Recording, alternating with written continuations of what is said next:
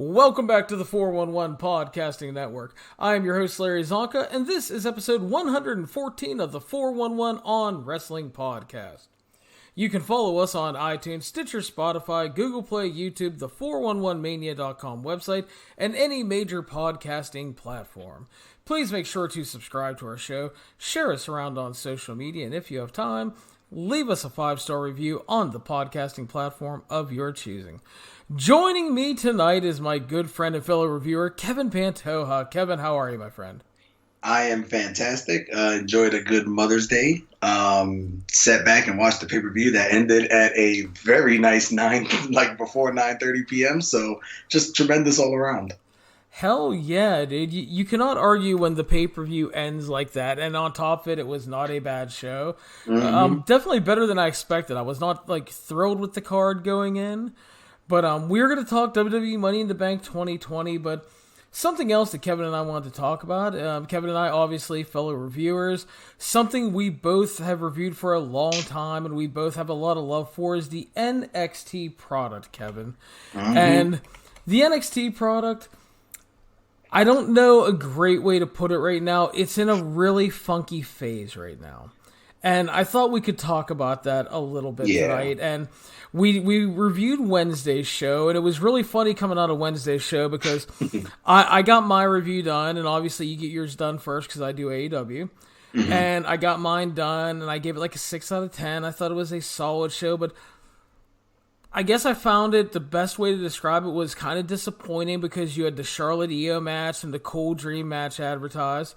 And big deals. Yeah, exactly. It was kind of mini takeover-ish. Plus, we were going to have more of the Cruiserweight tournament, and Gargano Dijakovic.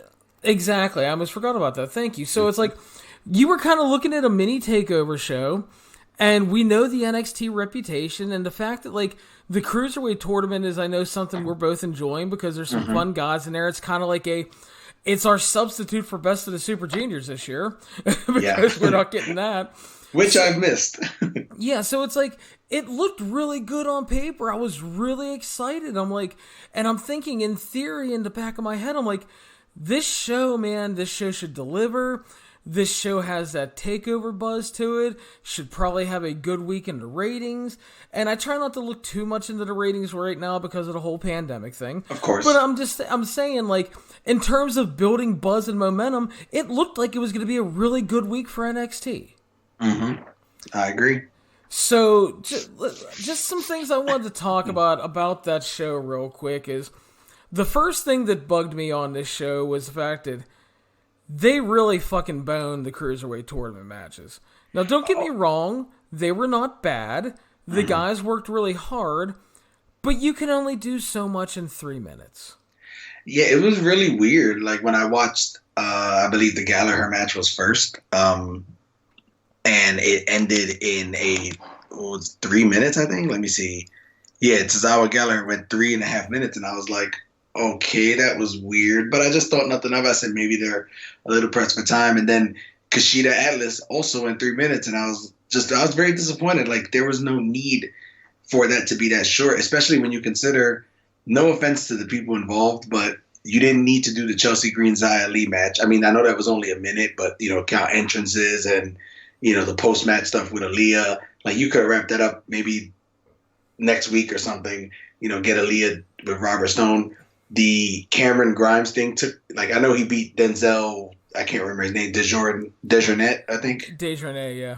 Okay, yeah, he beat him in 20 seconds, but then he had the whole post-match thing with Finn Balor, which wasn't really needed because Finn had already established, what he was saying beforehand. I know it set up a match for next week, but again, they've done that with, WWE.com exclusives. Those are several minutes. You could have just thrown 2 or 3 minutes to each of those matches, and it would have helped them out. Still wouldn't have been a ton of time, but there's just some 6-minute sprint that I love out there. But 3 minutes, there's not much you can do.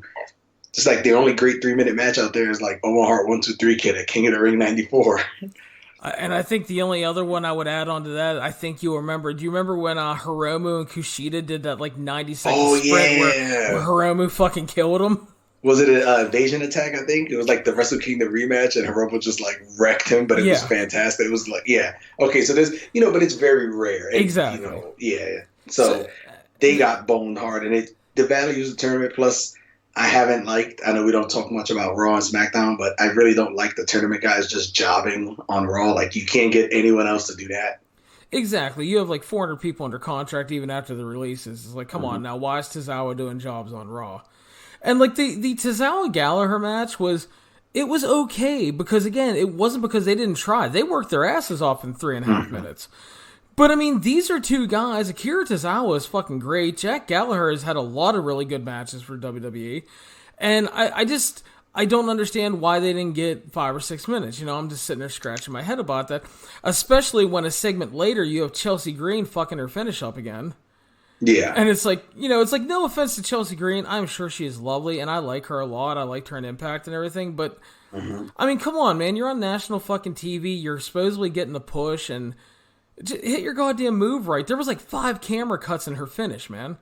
Yeah, it's not going well. What is it? I'm Prettier, which don't get me wrong, it's a cool name, like a cool play on the Unprettier, especially for her character.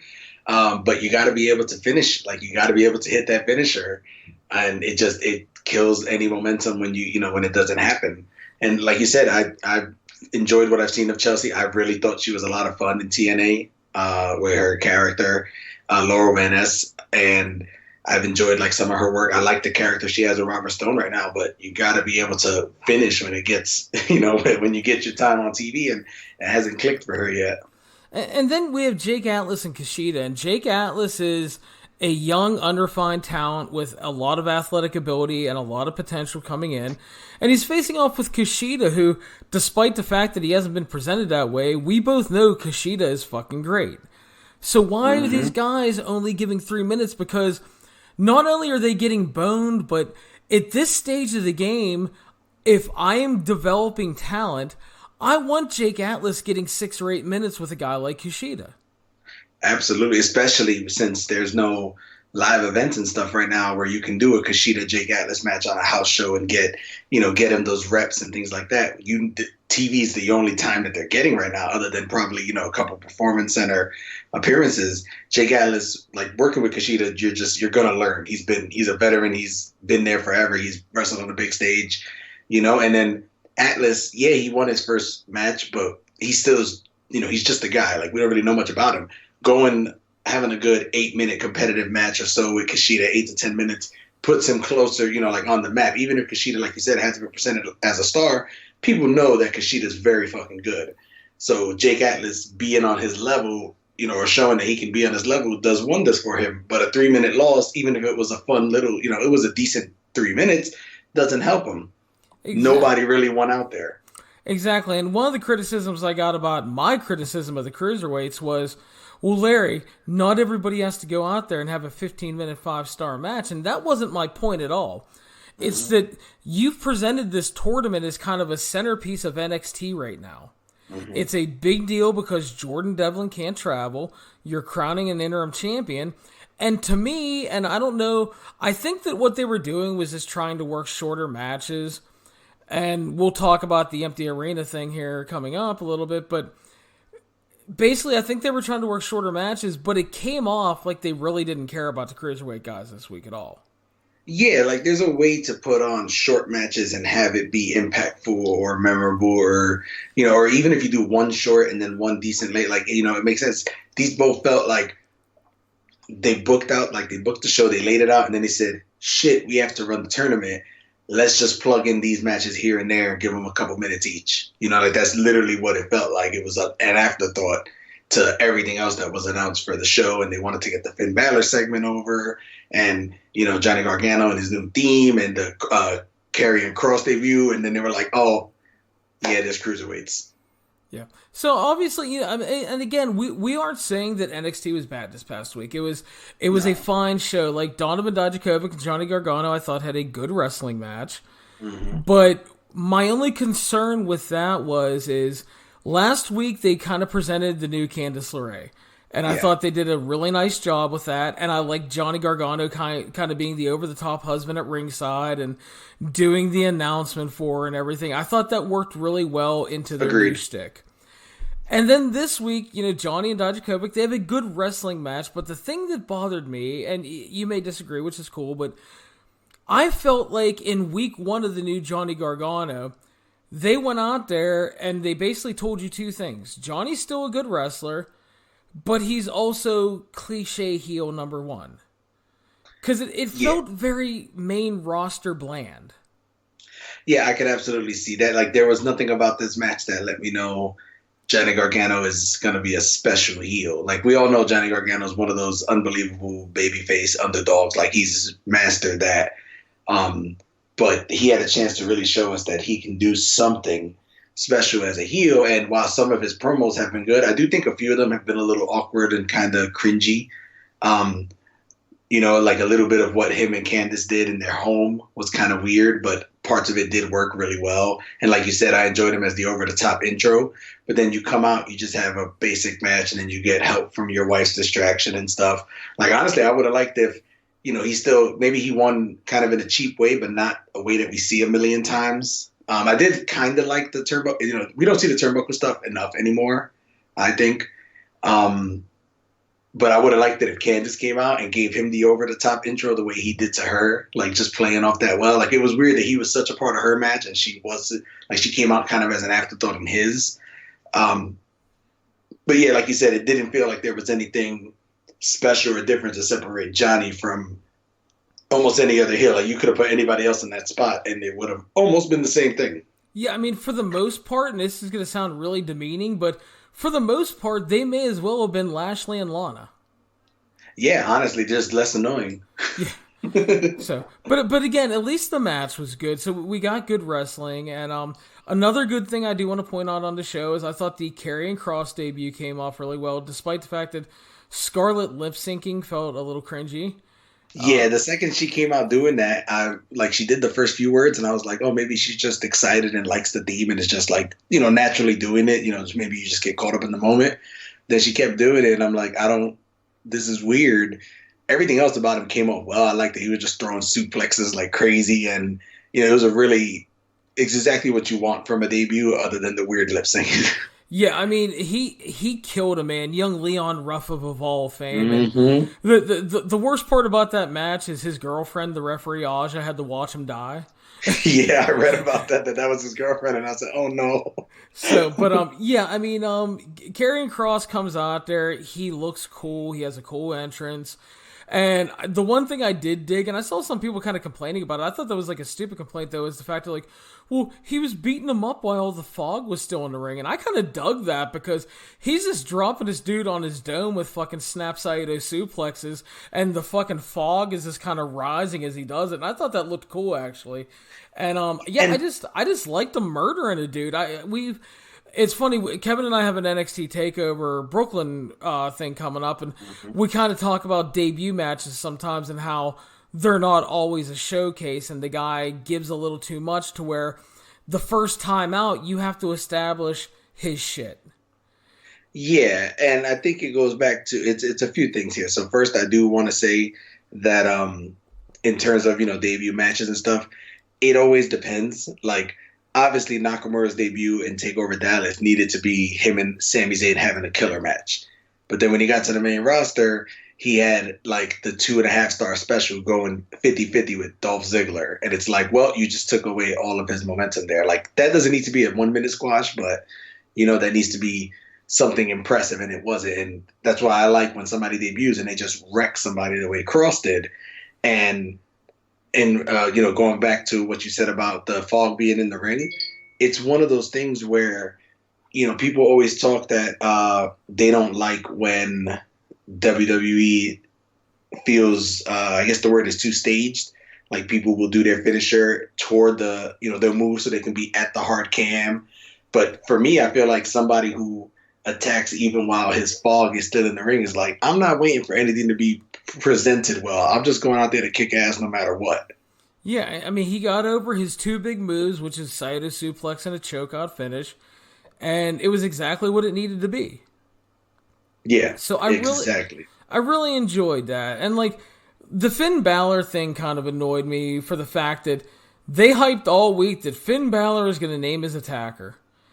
And then he comes out and he's like talking about people are coming after the top dog thinking they're getting a push and they're going to get squashed. And I was kind of wondering in the back of my head, like, did they hire Vince Russo out of desperation? it came off kind of weird, and it also felt like, again, to go back to main roster stuff, when there was like 3 weeks in a row where Daniel Bryan was going to have a major announcement, and then he was there, and then we didn't get anything. Yeah, it was, and to be honest, I like the idea of Finn coming out and straight up saying, you came at the I guess, not to say Roman Reigns, but you came at the big dog of NXT to make a name for yourself. That's not going to happen. And then he just left. And I was like, okay, he kept it short and to the point. Like, yeah, you hyped it up. He didn't reveal anything, but he let you know that whoever it is, he's coming after. That was sufficient. You didn't need to do the whole Cameron Grimes thing after. You could have told us next week, at the Performance Center, Cameron Grimes was getting interviewed and he said some stuff and Finn Balor overheard it and now they're having a match. And that would have been fine. Yeah, and like the other thing too, on top of it, and I agree with you, is the fact that like, I like Cameron Grimes. I think Cameron Grimes is a good wrestler. I liked a lot of his shit as Trevor Lee.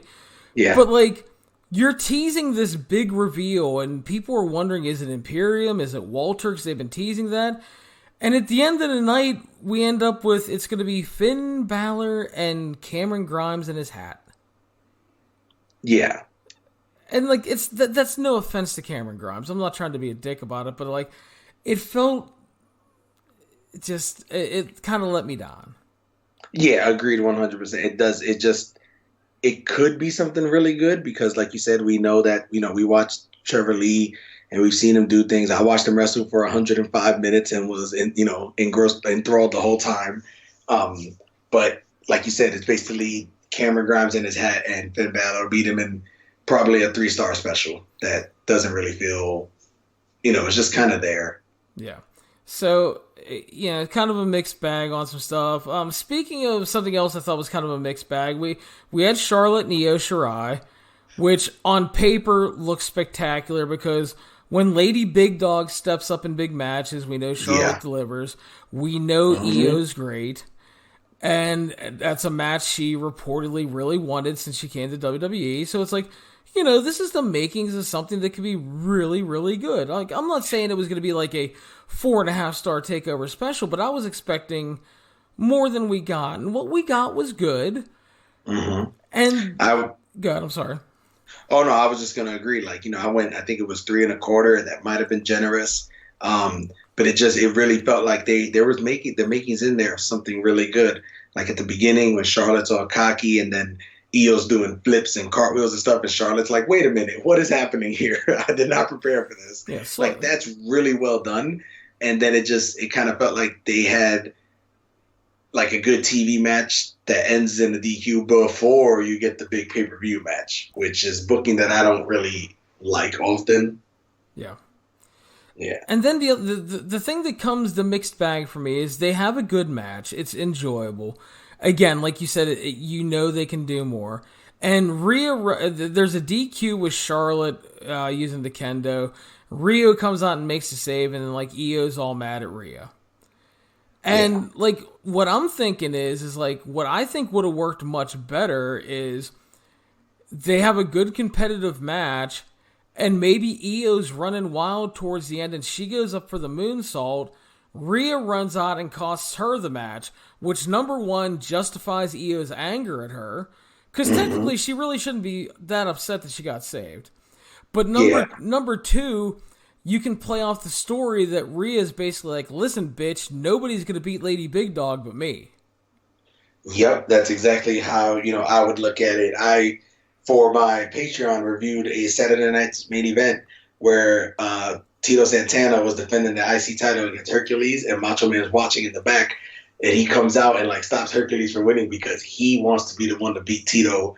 Not Tito, I'm bugging. Sorry, Ricky Steamboat for the title, and that would have been what it is. Rhea Ripley's like, look, I'm beating Charlotte for the title because she got lucky at WrestleMania or whatever, and then you can build towards maybe a triple threat or Io Rhea or something like that. And like you said, it would have justified Io's anger because Io just seems like a crazy woman. Like, like the old Vince McMahon booking special or the commentary, women are all crazy, like, it's like, why are you so mad at Rhea? Yeah, that's like the WWE special with the women a lot. It's basically, I titled it years ago, Bitches Be Crazy. That's pretty much. And then, that's what JBL is always like, well, you can't believe it. And it's like, come on, man. So, but again, it's not all bad. It's just really mixed bag, and it doesn't feel like what NXT booking was for the longest time. It feels more main rostery booking, and there's people that are going to tell you that, well, you have to book more like Raw and SmackDown so you can make the big money and be successful. Mm-hmm. But the other thing is I also think that there are people out there that want something different from Raw and SmackDown. They don't want just a Raw and SmackDown light with guys they don't know. Mm-hmm. They want NXT to stand out. There are people that want AEW to stand out. There are people that want MLW and ROH to stand out. People don't want the same thing 3 nights a week. Yeah, and when you look back to pre-pandemic, like I want to say it's February. So I just did a piece on one of the websites that I write for where it was Kenny Omega's like best matches in New Japan and AEW. And I did his AEW, and I realized there was like a 4-week span where he just had bangers against SCU, the Lucha Brothers, the Pac Iron Man match, and then the Revolution tag. And I was like, man, granted the Revolution tag was a pay-per-view, but Dynamite was just putting on really good shows like 3 or 4 weeks in a row. And at that same time, NXT was putting on really good shows. And it felt like I remember you saying like Wednesday nights was the night everybody looked forward to, because we got really enjoyable wrestling. And I granted, things changed because of the pandemic, but it just feels like NXT is kind of at times, like you said, retreated into main roster booking. It's like, you don't need that. It can be the alternative, especially if you're trying to beat AEW in the ratings. The people who are watching AEW are watching it because it's not WWE. Those are the people who, for the most part, are like, I mean, not everybody, but for the most part are like, there's things about WWE we don't like, and AEW is doing something different. So this is where we're going to go. But they also can like NXT because it can be different from what we've gotten on Raw and SmackDown for the past forever, pretty much. Yeah, seriously, it does feel like forever. And that's the thing. I mean, that's why I really like Wednesday nights, because there was a time that felt like both shows were really clicking really well. NXT has had some kind of weird fluctuations, though, and it's just... And again, that's kind of like why I wanted to talk to you tonight about this, because again, we both cover these shows, and we watch it. We've watched NXT for a long time. Yeah. And there were just spurts where NXT, I mean, even when it was an hour, it was just, there were people that would sit there and the NXT weekly thing isn't really that good, but the takeovers are great. Mm-hmm. But there was a time, if you were actually paying attention to those hour shows, that they were focused shows, they were concise shows, they had a direction that you could pinpoint every week. Like, okay, this week they're building this. Next week, okay, they're starting to build to this, but they added to the build for the whatever this week or from 2 weeks ago. It was always there. And it always...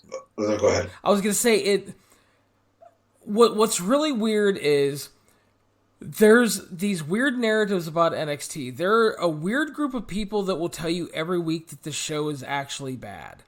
Mm-hmm. And this is false. Like, this week's show was solid but disappointing, but that doesn't make it bad. Correct. And then there are other people that will every week tell you NXT is the greatest fucking show of the week. It's better than Raw, it's better than SmackDown, it's better than AEW, it's better than Mongolian Championship Wrestling, whatever the fuck they want to say. And I'm sorry to tell you, NXT hasn't been that great show for a while. It just isn't. But it also isn't bad. It's in that weird middle to where it's usually either solid or it's good, but we really haven't had that hot NXT show in a while. And again, part of that is the pandemic, but it's also what I feel is a directional shift in some of this stuff. Yeah, like, I don't review it every week. But I do still, watch Dynamite for the most part. And I don't, their shows have also obviously taken a hit because of the pandemic. It's just, no matter how hard you try, it's weird to put on a show with no crowd, But you can still get bits of there's creativity there, and they're still booking in a way that doesn't feel always, granted they're not perfect, but they're not booking in a way that just feels it doesn't feel lazy to me, for the most part. And a lot of what NXT has done has felt kind of lazy. Like you said, it's not at all bad, but there is this case, especially for us who, write on 401 Mania and get these comments, and it's like the commenters feel like there's either, like you said, NXT is the greatest show ever, or NXT is awful. And it's like there is middle ground. Like I said, I reviewed a New Japan show and gave it a 7.5 out of 10. And they were like, "Oh, Kevin just hates New Japan." And it's like, do you do realize that there's not just, it's not, there's areas of gray in there. Like, I can kind of like a show or think it's good. I don't have to think it's the best ever or the worst ever. Yeah, it's just really weird. I get the same stuff with the AEW stuff too. It's just like I really enjoyed AEW last week. I think I gave it like an 8 or something. And oh, Jesus Christ, Larry, open up the score a little bit. That was easily like a 9.5. And I'm thinking, okay, that's great if you think it's a 9.5. That's why we have the little voting gimmick on top of the reviews when we give scores. But the thing is, if you're telling me you thought that show was a 9.5, that leads me to believe that you feel that's one of the greatest episodes of wrestling TV you've ever seen. And I did not feel that way, so I cannot give it a 9.5. Yeah, I'm not going to, granted, they can feel however they want, but I'm not going to put that even on the level of, like I said, in February when Dynamite was on fire, putting on, just tremendous shows each week. That episode of Dynamite last week was nowhere near those. So it's like, what do those get? Like a 12 out of 10, I know. So are we going to break the scoring system? Yeah. And one thing we've learned during this pandemic era, and something Steve and I talk about a lot on the Thursday shows, is you have to be smart with who you book against who and the time you give them.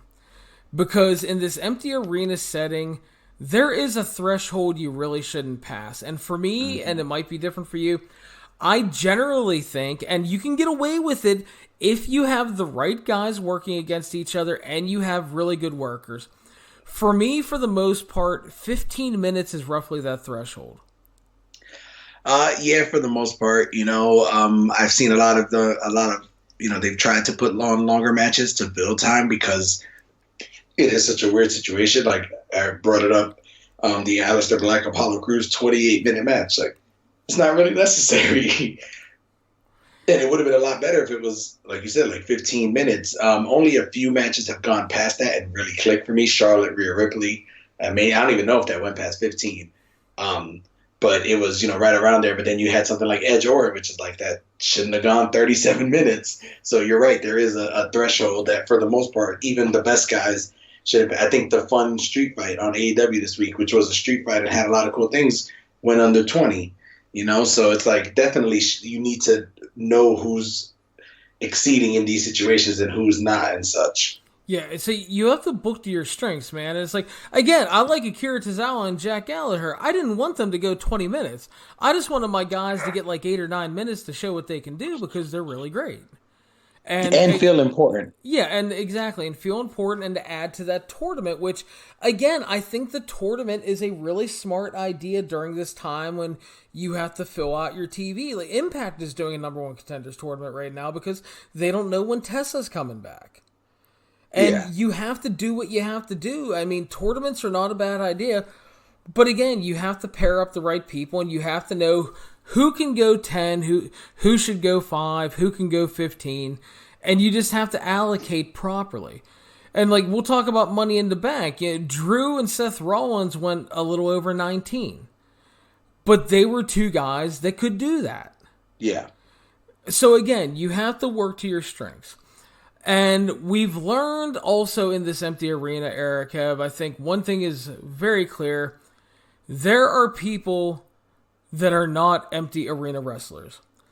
Because the empty arena setting really exposes people that are not clean workers or really, like if you're not a Roderick Strong can work anywhere. Because Roddy Strong is great. Yeah. A guy like Kenny Omega can largely work the empty arena with no problem. He had a great match with Trent a while back. But there are guys that can do that. And there's one gentleman we found out in the empty arena setting who is not working well. Part of it is because his work isn't that tight.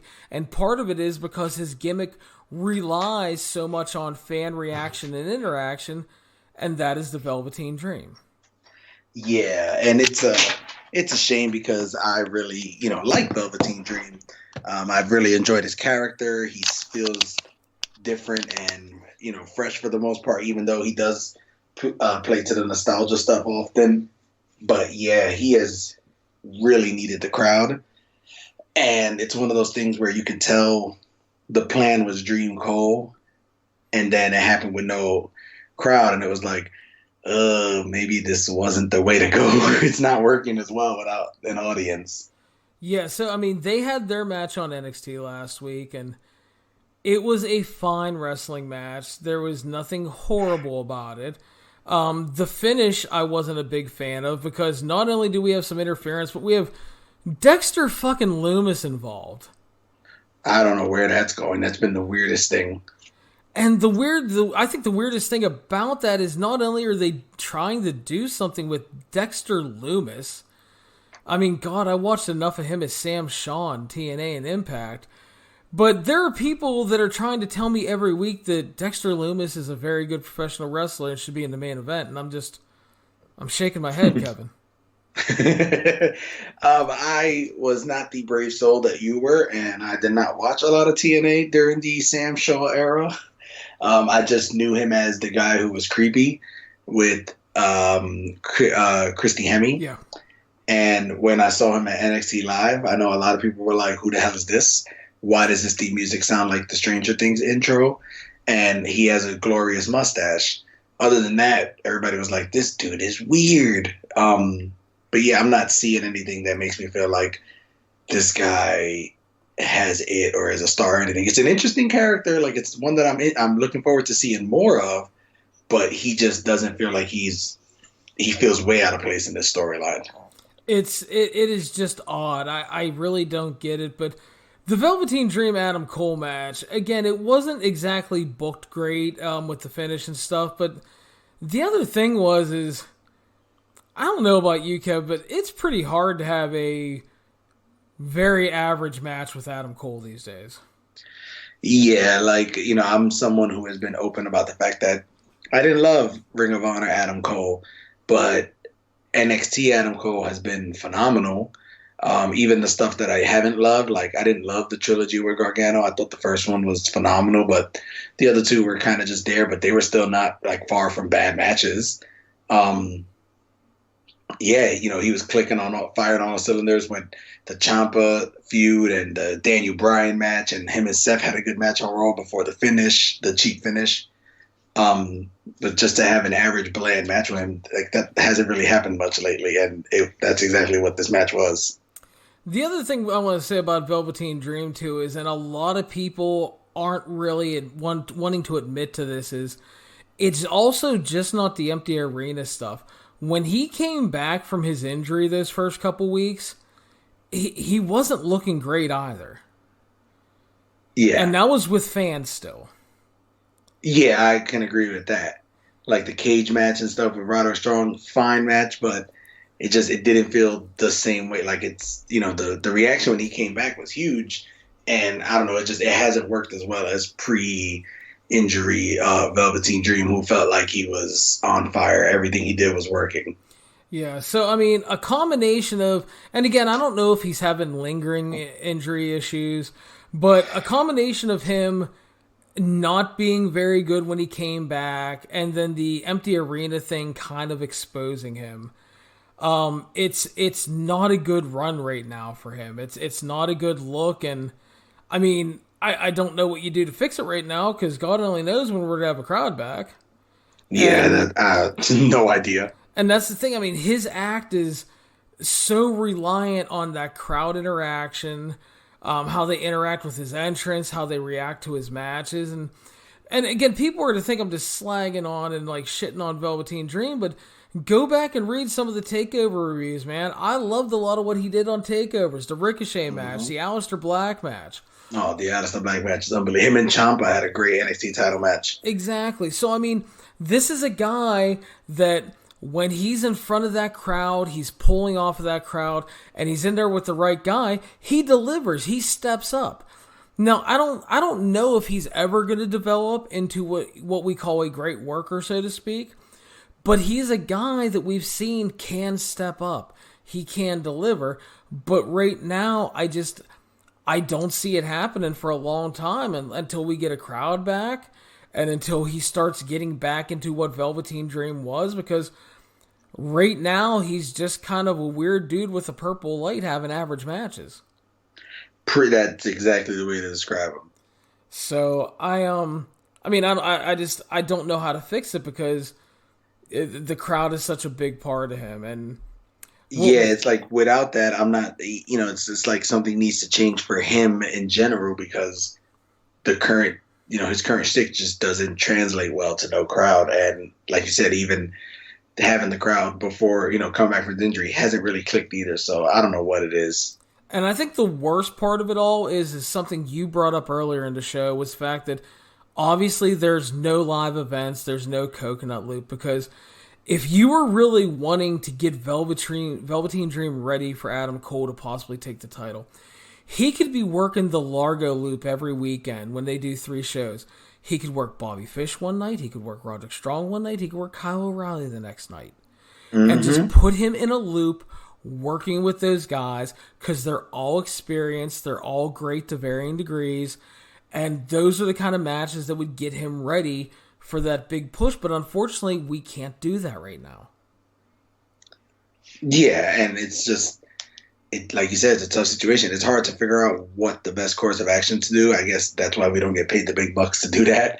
But yes, something's got to give, because if they are planning on putting the NXT title on Dream, it's going to just feel very anticlimactic and weak, not because it's without a crowd, but because it's just not going to click well, So, I guess to kind of wrap this up, and I'll let you give a little rebuttal, and you can agree or disagree, but I sit there and I largely agree with you. There have been times since back in October where obviously NXT has had a lot of good shows. They've had some very good shows.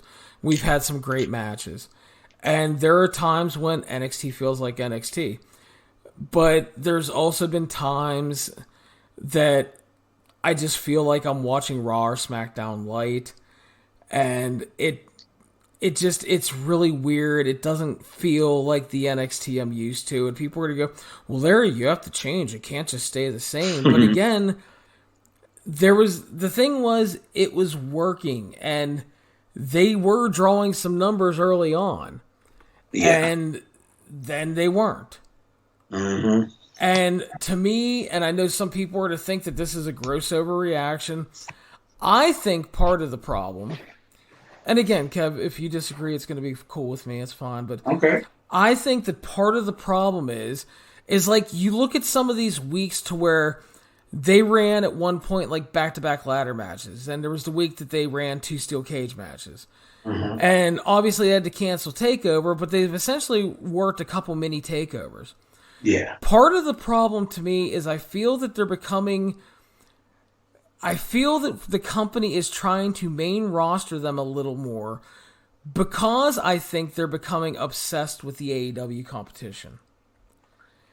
And I think to me that it's kind of hurting the show because, like, again, this week, like you said, you had Gargano and Dijakovic, you had the Cruiserweight stuff, and you had 2 marquee matches in Io and Charlotte and Cole and Dream. And the show ends up only being a fine show. You walk away going, man, that was a fine show, but it's NXT. It really should have been more. Yeah, I could actually see that. I haven't really thought about that being the case. I don't know if they're like exactly obsessed with it, but it is a case where it could be that NXT has been losing in the ratings to AEW, and they might feel like, well, it's still AEW still not beating Raw and SmackDown, so maybe what happens on Raw and SmackDown should happen on NXT. And it hasn't fully been that case, but this week's episode was kind of the perfect one to look at because you had 3 matches that had potential to be really good. Gargano, Dijakovic, Io, Charlotte, and Dream Cole. And they all kind of had shitty finishes, like shitty main roster finishes. And then, but great, I say shitty finishes, but it's like, I get sometimes heels need to cheat. I'm fine with that. But it's like you do them 3 times in 3 big matches in a row. And it's like, why are you doing that? And then you got the Cruiserweights who had potential to have good matches getting next to no time or shine. And it's like, what is happening here? Why is this, is this the case? It's going to be very interesting whenever we're back to a point where there's crowds and stuff. Does NXT go back to the show that was killing it when Dynamite first premiered, like, yeah, they were winning the ratings, but I felt like NXT was beating them in terms of quality shows, at least early on. And then Dynamite kind of flipped the switch early in 2020, and they were going back and forth a little bit. But now it's just like, whether or not, I haven't thought Dynamite's been great, but it does feel at least like they're trying and not like they're, I don't know what the word is, because like I said, I don't think it's that NXT's not trying. Maybe the NXT's trying too hard. We both didn't really like the Gargano Ciampa cinematic match. Like, that felt like a total thing where they were trying too hard. So maybe it's a case of that. Like you said, they might be a little obsessed with the fact that AEW's been kicking their ass, and it's causing them to make mistakes. Yeah, and I think that most people are going to feel that this is a gross over-exaggeration, but I'm going to be dead honest with you, and you know what I would love to see is, I would love to see, and I don't know if it would be USA or WWE making the call, I would actually love to see NXT just move to Thursday. And let NXT focus on being NXT again. Because when NXT is focused on being NXT, NXT is so fucking fun. Mm-hmm. It's entertaining. It feels really fun. And the other thing is, the best part is when NXT only had to worry about being NXT, they did really good episodic TV. Yeah. And they were really good at building, weekly things. And that is the one thing where I think they've been lacking comparative to AEW. And as you said, AEW hasn't been putting on like 9 out of 10 shows. But the fact is, the weekly AEW shows have been, I feel, smartly booked. They build week to week, like the TNT tournament stuff all worked really well. They were doing some undercard feuds, and the other thing that like really surprised me is that like the AEW stuff to me has just been coming off a little better, and the scary part was they were doing that with, compared to NXT, a skeleton crew. Yeah, very true. They don't have all the international guys. Nyla Rose couldn't come in. The Bucks and Adam Page aren't coming in. So the roster took a big hit, to where WWE, you have so many people that live in Florida right there. Mm-hmm. And if you had to, you can bump down a main roster person for a week for a special appearance, because so many of them live in Florida. Yeah. I mean, for Christ's sake, no offense, the one Uso isn't doing a goddamn thing right now. Yeah. But I mean, and I'm not saying that like Jimmy or Jey Uso is going to be a big ratings draw, but you pop in and you do a fun surprise match, and it's fun, And like the running joke with Steve and I is like, we're waiting for whichever one isn't injured. We're hoping he teams with Kona Reeves, and they're just hang on, and they're just going to be the Usos, and it's going to be like when the Barbarian was Sione and joined the Head Shrinkers. I knew it. I was like, you're going to say just make them the Usos, like just don't even change anything about.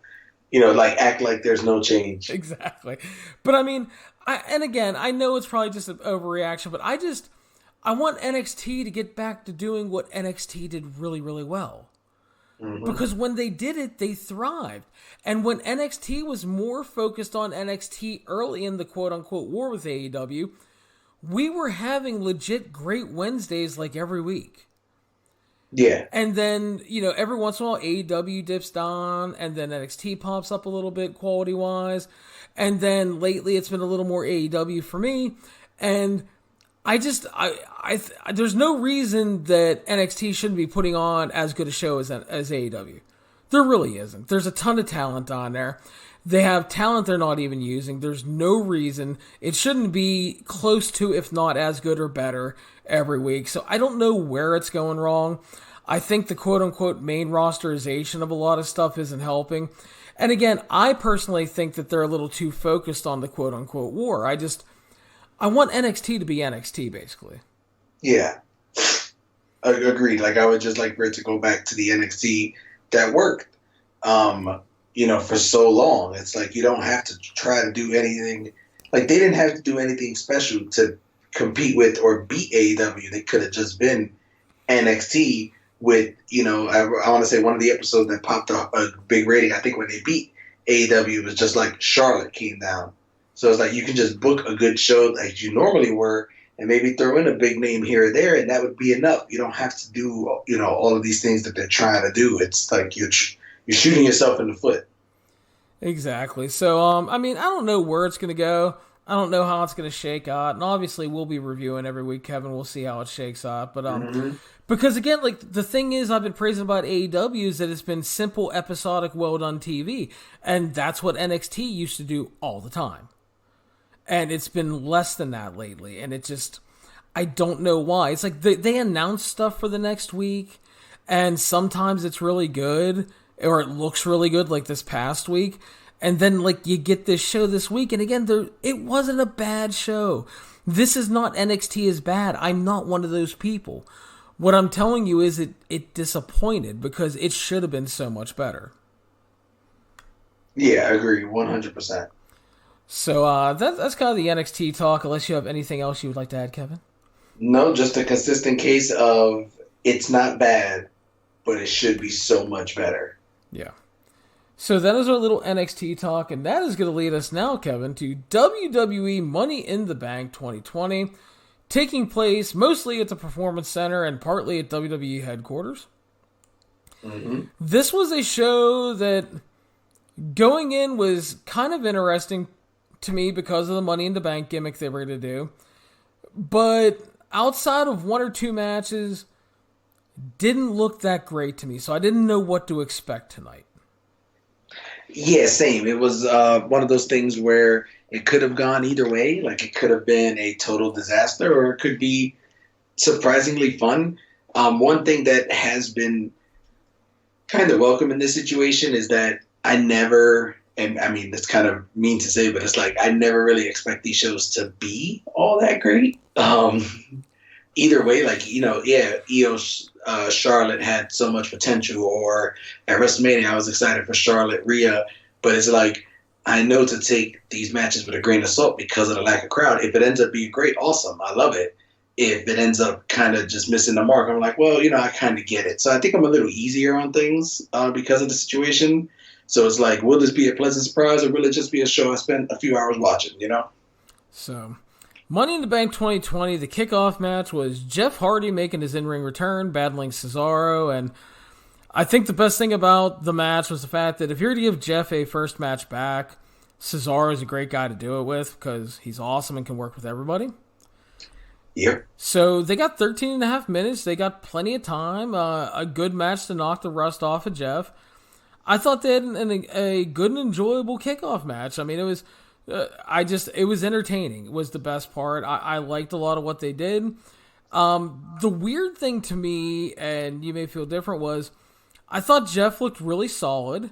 I didn't think he looked off or anything, so that was nice to see. Because I know he was working out a bit before the pandemic and everything, but again, it's been hard for him to get in ring time. Yeah. But this match felt like, oddly, almost like a Cesaro showcase match.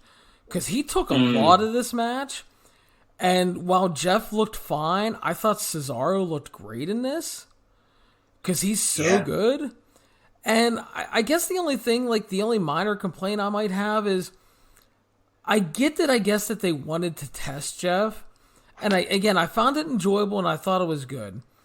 But I kind of thought they missed the mark a little bit because it felt a little too much Cesaro heavy, and I know that's going to sound weird because, well, Larry, you know, you're going to be upset that he lost. No, I knew he was going to lose. It's fucking Jeff Hardy. I mean, that was the whole gimmick of the match.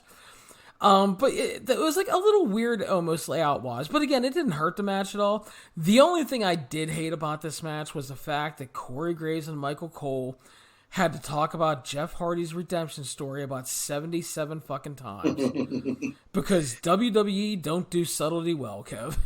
They really don't. One of the things that they teach you when, I took classes for screenwriting and such, and they teach you, trust your audience, believe that they're smart. You don't have to spell it out for everybody. And granted, there are some people who need it spelled out for them, but for the most part, just lay it out there, let us know what's going on. Don't beat us over the head with it. WWE is really bad about that. They're so bad about that. I did feel like a lot of this match was actually kind of a really good layout, and it was indeed a lot of Cesaro. But I think that worked for the fact that you really want Cesaro to kind of control things in this situation.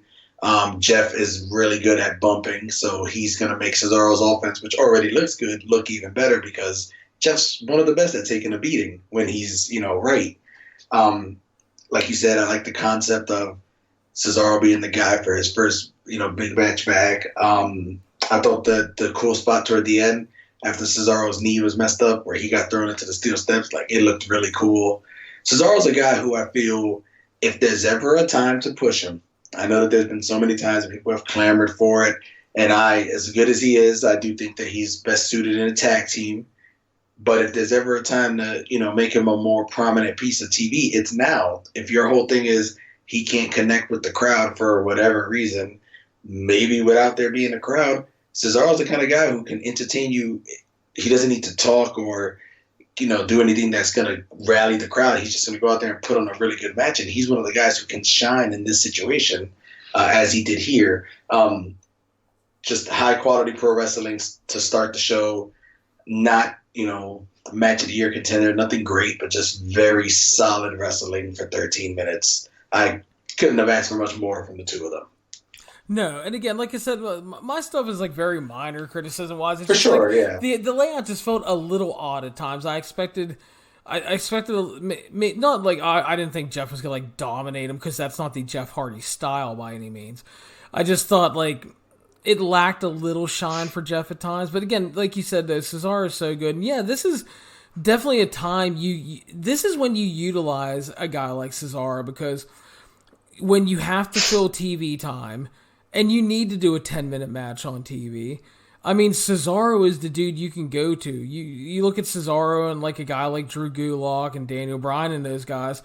Those are your workhorse guys that can work in any atmosphere. And yeah, I mean, again, you don't have to push Cesaro to the world title. That's not what we're saying. But yeah, I mean, if you're going to give him some run at least or try to fill your TV with competent, good professional wrestling, Cesaro is your dude.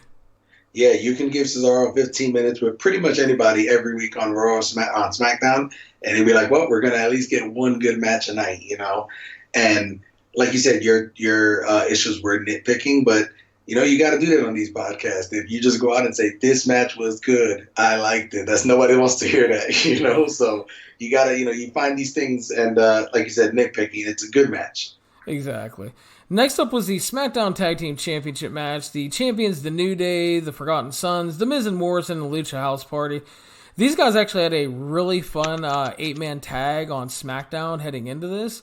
So I was actually looking forward to this, Kev. At the end of the day, The New Day retains the titles at just under 13 minutes. What did you think of our tag title match?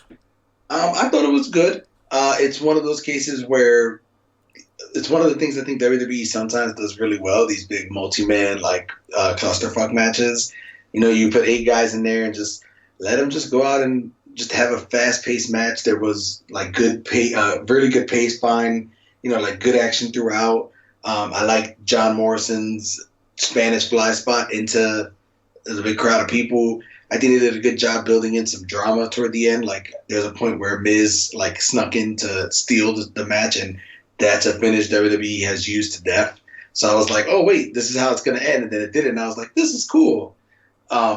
Just, like I said, a good opener. Again, follows up the Cesaro-Jeff Hardy match. It's just good wrestling. It's a different kind of wrestling, but it's just a fun match.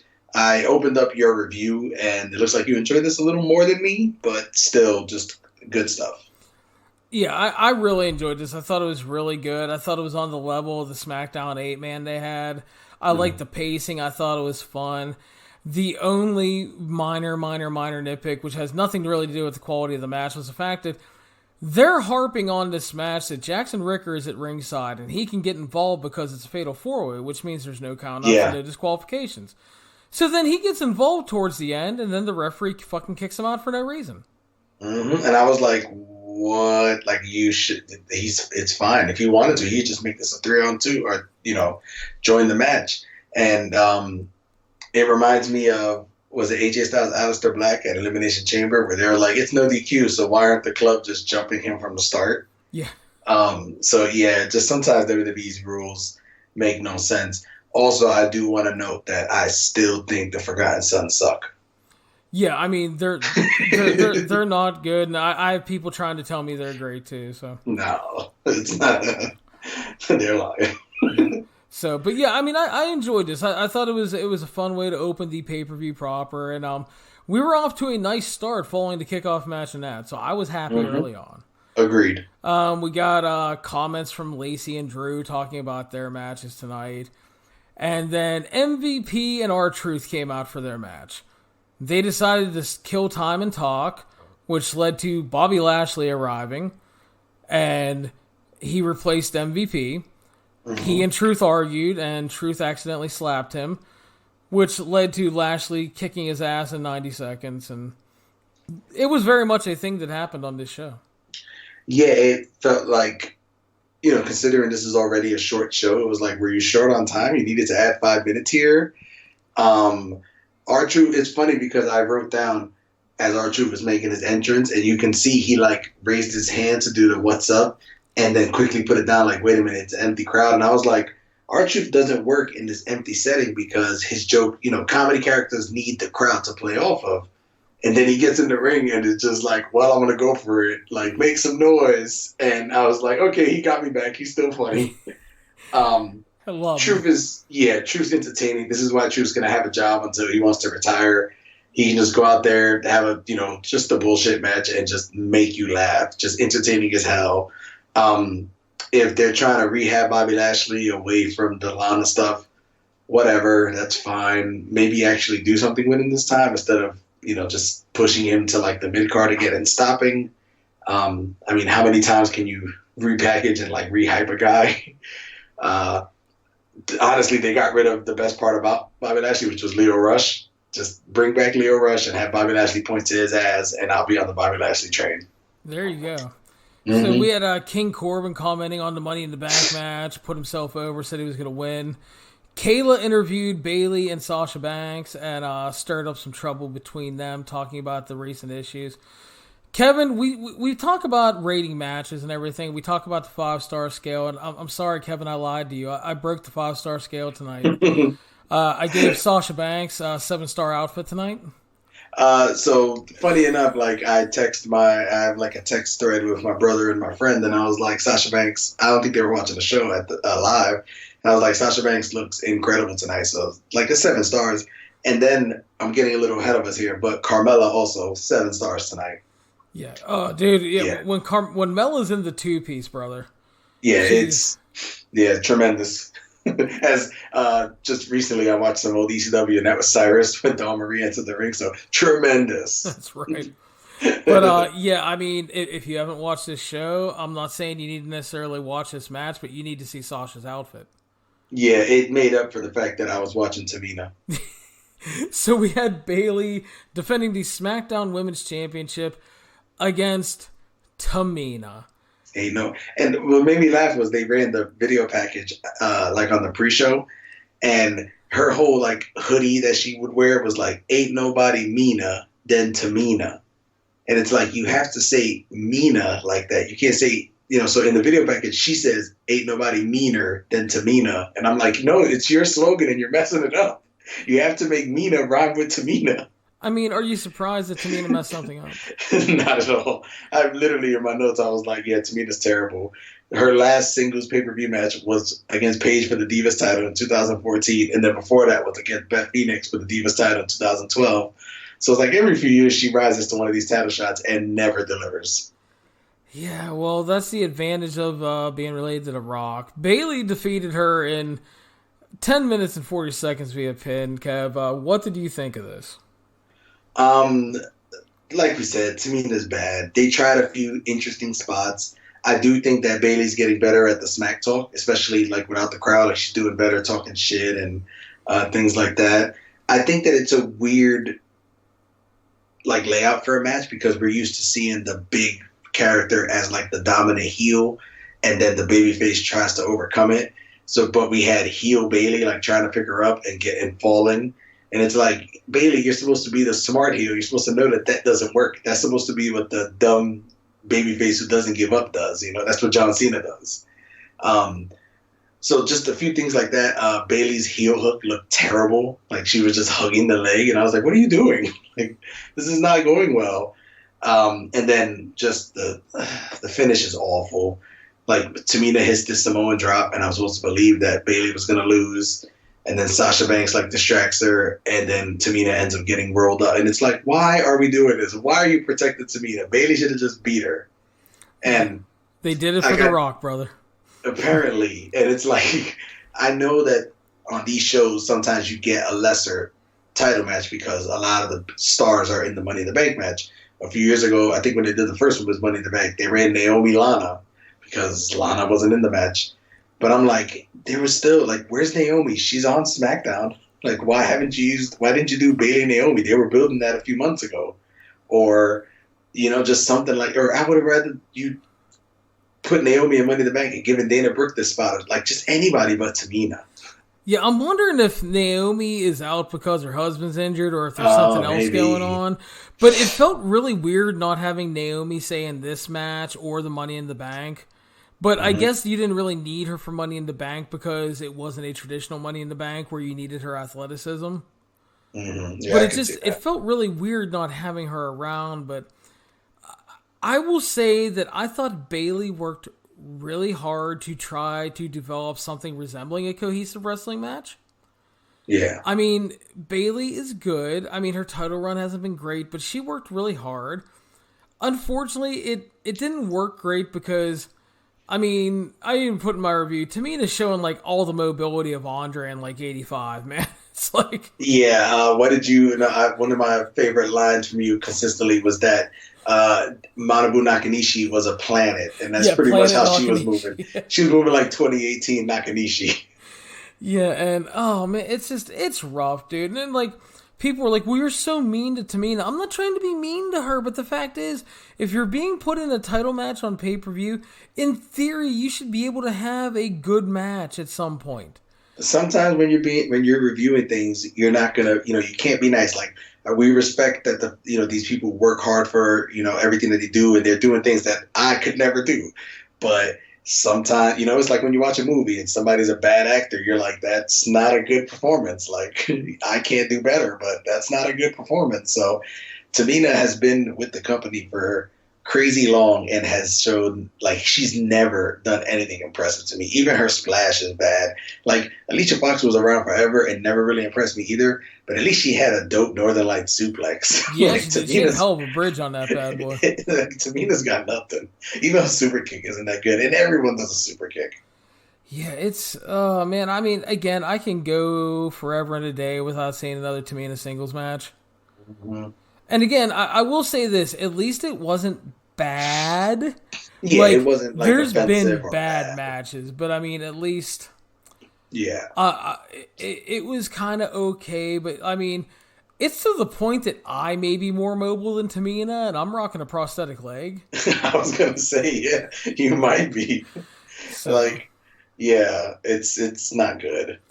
So and then Tamina got her ass beat after the match, and the heels ran away. So can we just typical end stuff. this? And again, like, Bayley seems like she has ideas for being a good heel, but she's booked as just generic heel number 7 or whatever, And it's like, why can't you get more creative with the way you book your villains? Yeah, so we get a Seth Rollins promo, and these Seth Rollins promos are so weird to me because I generally think he has really good content. But he's supposed to be the Monday Night Messiah. He's supposed to be like a cult leader that has disciples. Mm-hmm. He's supposed to be Jim Jones, and Jim Jones was charismatic and fuck because he talked people into living on this giant gimmick, and then they all killed themselves. Yeah. But Seth Rollins gets these promos, and he's like, "My name is Seth Rollins." He's like Google speak. I am the Monday Night Messiah. And it's just like, Seth, brother, it's like, what you're saying is actually good. And like, the thing is like a couple weeks ago, maybe 3 or 4 weeks ago or something on Raw, maybe it was the Build the Mania with Owens. There was like one promo he did that was fucking great. It was so good. And he had some fire to it, and the content was good. And it's like they said, this is what works, Seth. Don't ever do that again. Yeah, honestly, like, it was that one with Owens was phenomenal. I actually really liked his promo again, delivery wasn't perfect, but I did enjoy his promo with in the contract signing with Drew McIntyre on Raw, especially like the video package version that they showed looked really interesting and cool. But yeah, it's like Seth, he's only had that one promo that really stood out. I don't think he's been bad at all. He's been doing pretty well in these empty arena settings. But like you said, it is a case of maybe the delivery needs to be a little more, not flamboyant, but charismatic. You know, make it in a way that I don't just think you're saying something interesting. I'm actually like, I want to be down with this, you know? And I think that would work better. Yeah, I don't know. It feels really odd to me at times. Because again, like I said, content-wise, I think the promos have a lot of good in them. Because I think he's like delivering the proper message, so to speak. Mm-hmm. And it's just like, I think if he's supposed to be the character he's supposed to be, it needs a little more oomph to it, to a point. A little more charisma, and like, this is a guy that you should believe is like an evil son of a bitch that's trying to talk you into the worst things. For sure. And yeah, I just like I said, I looked back on that promo with Owens, and I dug that one, and I was just like, that is like the best Seth promo in forever. Absolutely. And he did it in front of no people, and I'm like, it's so good. And then I'm like, I was thinking to myself, it's like, if this is what he's going to be more like going forward, I'm like, yeah, buddy. I'm like, okay. Yeah, absolutely. I'd be in for that stuff. So I don't know how to fix it though. I'm giving suggestions. So next up, the WWE Universal Championship was on the line as Braun Strowman faced off with his old pal Bray Wyatt, and this was Bray Wyatt in the sweater with the Firefly Funhouse music, and he was not the Fiend. And my first question is always when I see something like this is, and I know why, it's because they're building to a rematch, but why wouldn't Bray, if he wants to take the championship from him, just be the Fiend and be his most powerful form so he can murder this dude? It's like every time Finn Balor would have like a big time, like when he faced Brock, why the fuck weren't you the Demon? You kill everybody when you're the Demon, and then you're just going to go out and be Fonzie Hip Balor and, you know, and wear your leather jacket and get your ass kicked. Yeah, and it's, you know, especially in the case with Bray, where it's like, at least, you know, Finn has been shown to be, you know, this competent wrestler who's had success normally. Bray Wyatt, you know, granted he beat The Miz in the Firefly Funhouse thing, but he mostly got his ass kicked for a lot of that match. So it's like, why would you come out as this basic form and then not be the Fiend? And I get, like you said, doing the rematch, or even so, coming into this, I was like, they booked themselves into a corner. Again, they like to do that. Especially because Bray. Yeah, because Braun, you don't drop the title in a month. He's already had so many moments where his momentum was killed, and you don't want Bray to lose because you've already had moments where the Fiend momentum has been killed. So it's just one of those cases where it's like, why do you keep doing this to yourself? It's I don't know. I do think that the Firefly Funhouse Bray at least makes for an entertaining match, where the Fiend doesn't always do that for me. You know, I liked Braun Strowman shoving him down, and he's like, well, you woke up on the wrong side of the bed today, or you're so strong. And, you know, it's just fun little things like that. Yeah, and that's the kind of stuff that played well in the empty arena setting. And yeah. I did appreciate that, but Braun Strowman retains at 10:35. He pins him with the power slam, and basically, again, they're building up for the rematch because Bray Wyatt didn't get the job done, and I thought the match was going kind of okay. And then, all of a sudden, Braun gets dumped to the floor. Yeah. And he pops up and he's wearing the black sheep mask. And Bray is all happy because he thinks Braun is coming home. And then the puppets all appear and they're all happy because Braun is coming home. And Braun kneels before him and then they hug, and it felt like bad college theater where they're pretending to be like Broadway doing high art. And I was just like, I kind of got what they were doing story-wise, but I'm like, you were actually having an all-right match. Yeah, it wasn't going poorly. Like I said, I liked some of the things that they were doing. It was funny that, you know, there's a puppet in the crowd and stuff. But yeah, the whole black sheep thing. Again, it's one of those things where from a storytelling perspective, it kind of makes sense for Bray Wyatt, but this is why the Bray Wyatt character, regardless of the the incarnation, doesn't always work in matches because the stories don't work for the matches. It's like, oh, this was kind of, like it ended like a wet fart, kind of. Yeah, so I didn't like this. I think it was my least favorite thing on the show overall. And the worst part is like I said, it started out, I enjoyed the start. Braun's overpowering him. As you said, Bray had some funny little lines like, "You're a strong fella, aren't you?" And just like little stuff like that. And it's little stuff like that that does play well in the empty arena. Like you talked about, Bailey is up their smack talk game. And, God, Asuka is fucking amazing in the empty arena stuff. So it's like little things like that really help. And then it's just like, we're actually doing okay here, fellas. Let's bust out the sheet mask and the puppets. Yeah. It's like we said, he has a lot of ideas in his matches, and sometimes that's, too many cooks in the kitchen kind of thing.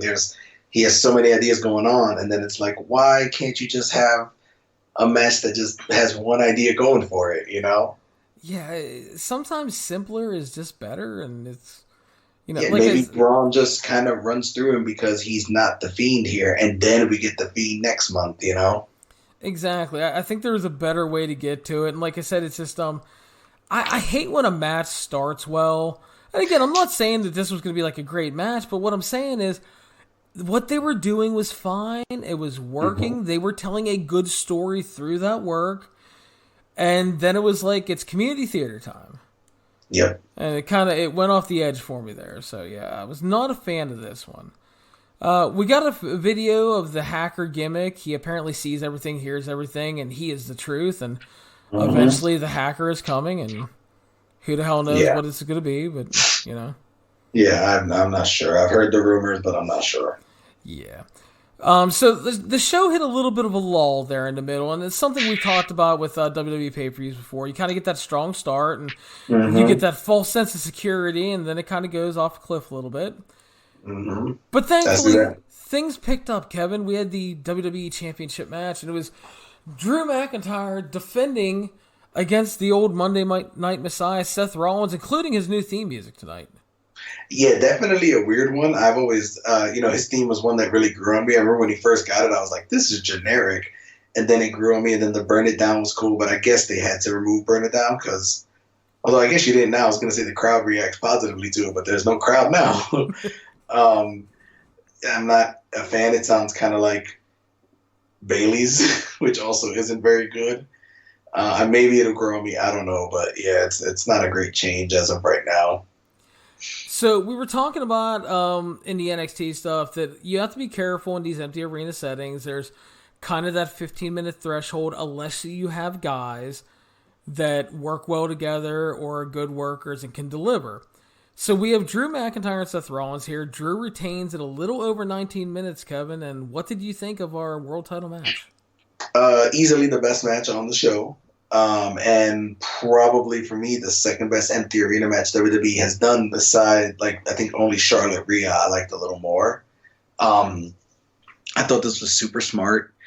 When Seth is left to just wrestle, Seth is one of the best in the world. It's when he gets, weird, the Fiend gimmick and the Hell in a Cell match and stuff, where it's like, why are you doing all this goofy shit? Just let Seth Rollins be Seth Rollins. I like how, he's this confident messiah who's here to save everybody, talks a big game, and then once the match starts, Drew McIntyre's all over him. He's kicking his ass. And it's like he had to regroup, and he went after the knee, which not only cut him down to size, but then it also helps negate the Claymore possibly, because they really sold the Claymore as it's a wrap. I mean, granted, Brock kicked out of a few, but he's really the only one. So it's for a finisher in 2020, it's mostly protected. And then things got, once Drew made his rally, things got really good back and forth. I loved him busting out Future Shock. I'm not, I haven't been able to put this guy away yet. Let me try something from my old days. That was really cool. I like that he only kicked out of the one curb stomp. It wasn't 11, like when Seth wrestled Bray.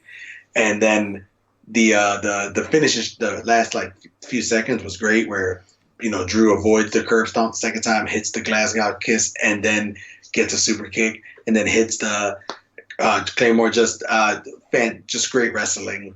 Like you said, it didn't go too long. They went a little over that threshold we were talking about, but they made it entertaining. They're two very good wrestlers. Just really fucking good. That Spider German spot was nuts. Like, it just came off really well. Yeah, Drew's such a freak sometimes with some of the shit he can do. And yeah, I definitely thought this was the best thing on the card as well. I greatly enjoyed it. I thought it was just a great competitive world title match, and I didn't think they were going to take the title off of Drew here. I didn't think they were going to have him lose. But I do think they teased it well enough that I almost thought they might. I was like, are they actually going to fucking pull the switch? I actually thought about it. And that is a success to me. I mean, so it's a great wrestling match. They were able to do that. I thought both of them found success in the empty arena setting, but all I can think of down the home stretch, and this is not a criticism of the match by any means, but all I could think of was, man, that closing stretch in front of a fucking crowd, Kev. I think that would have killed it in front of a crowd, because that was really good down the stretch. Yeah, it's one of those things where, we talk about New Japan known for their great finishing stretches, and this would have been like right up there with one of them. It wasn't overdone. It was just the right amount of like back and forth, and it would have gotten a great response. Yeah, so that's like I said, if you're asking one negative of that match, it's just the fact that they didn't have a crowd, because I think that would have got over really big. But yeah, I really, really enjoyed this match, and again, you like I said, you can break that 15-minute threshold if you have the right guys. Mm-hmm. But again, you don't want to go too far past it, I think. But yeah, these guys did a really, really great job with the time they had. I really enjoyed it.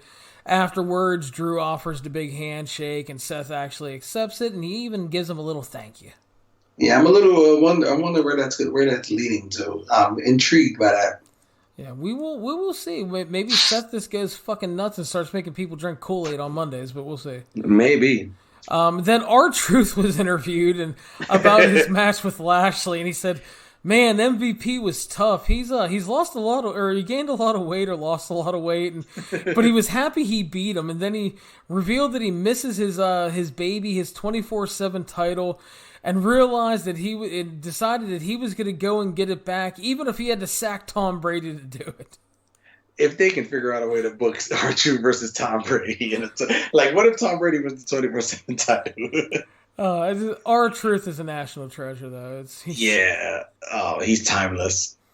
So that led to the main event, which were the dueling Money in the Bank ladder matches, happening at the same time, filmed at the WWE headquarters, Stamford, Connecticut. Everybody arrives in the lobby except for Asuka. They go to start the match, and all of a sudden you realize Asuka is dancing on the second level and fucking just dives onto everybody. I love that she had to do a little dance first while she yelled at everybody. And yeah, because she's Asuka. Yeah. So she's great. And they're brawling in the weight room, and AJ Styles gets trapped under like the bench press bar with a lot of weight on it from Otis.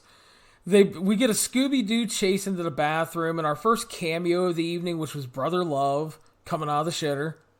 Yeah. I like the more, like, they did a few of these cameos. I like the casual one. Like, you could, first of all, just to get out of the way, I really like the idea that old wrestling characters just live at WWE headquarters. Yeah, like, Brother Love this whole time has just been there. So, like, him coming out of the bathroom was cool. There's the upcoming cameo just felt like some of them felt way too forced.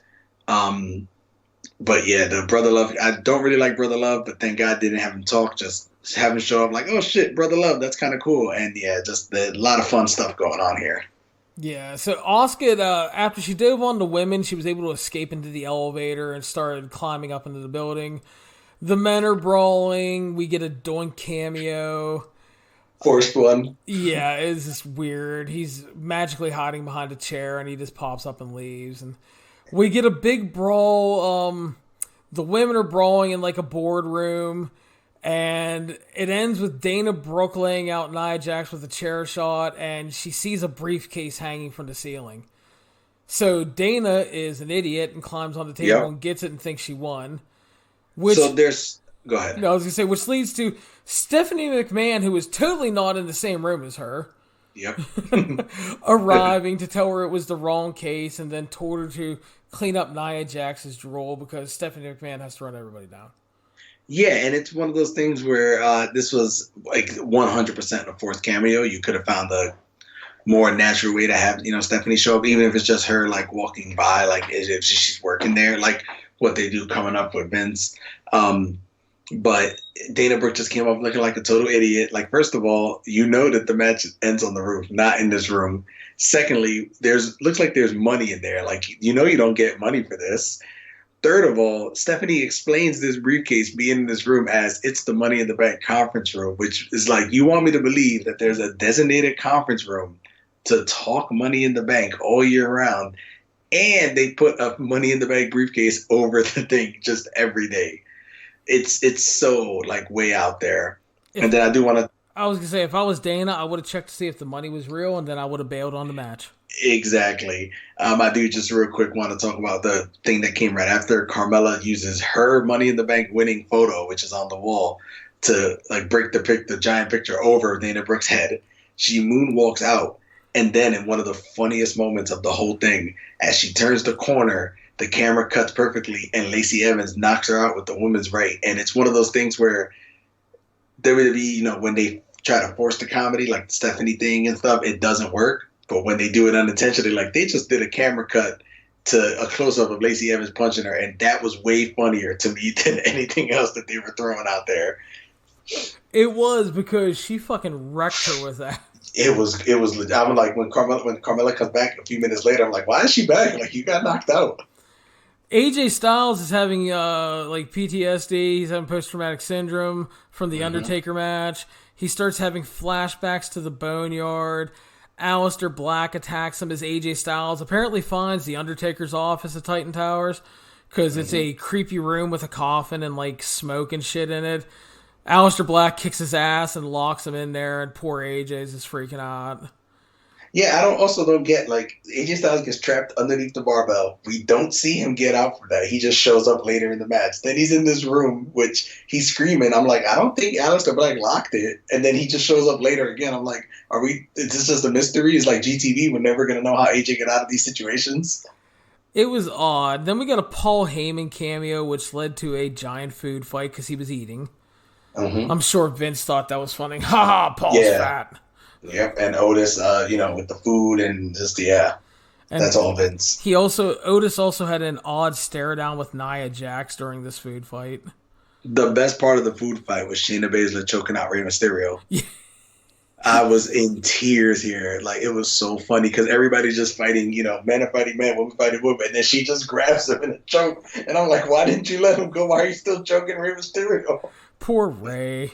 It was not a good night for Ray, as we'll find out later. But yeah, it was not. Nia tried to kill Dana Brooke by throwing her into a Coke machine, and then poor Carmella, as if her night wasn't bad enough, took a Nia Jax powerbomb through the catering table. Which, two things about that. One, if you look closely, Carmella's smiling the whole time, like she's laughing on her way up into the powerbomb.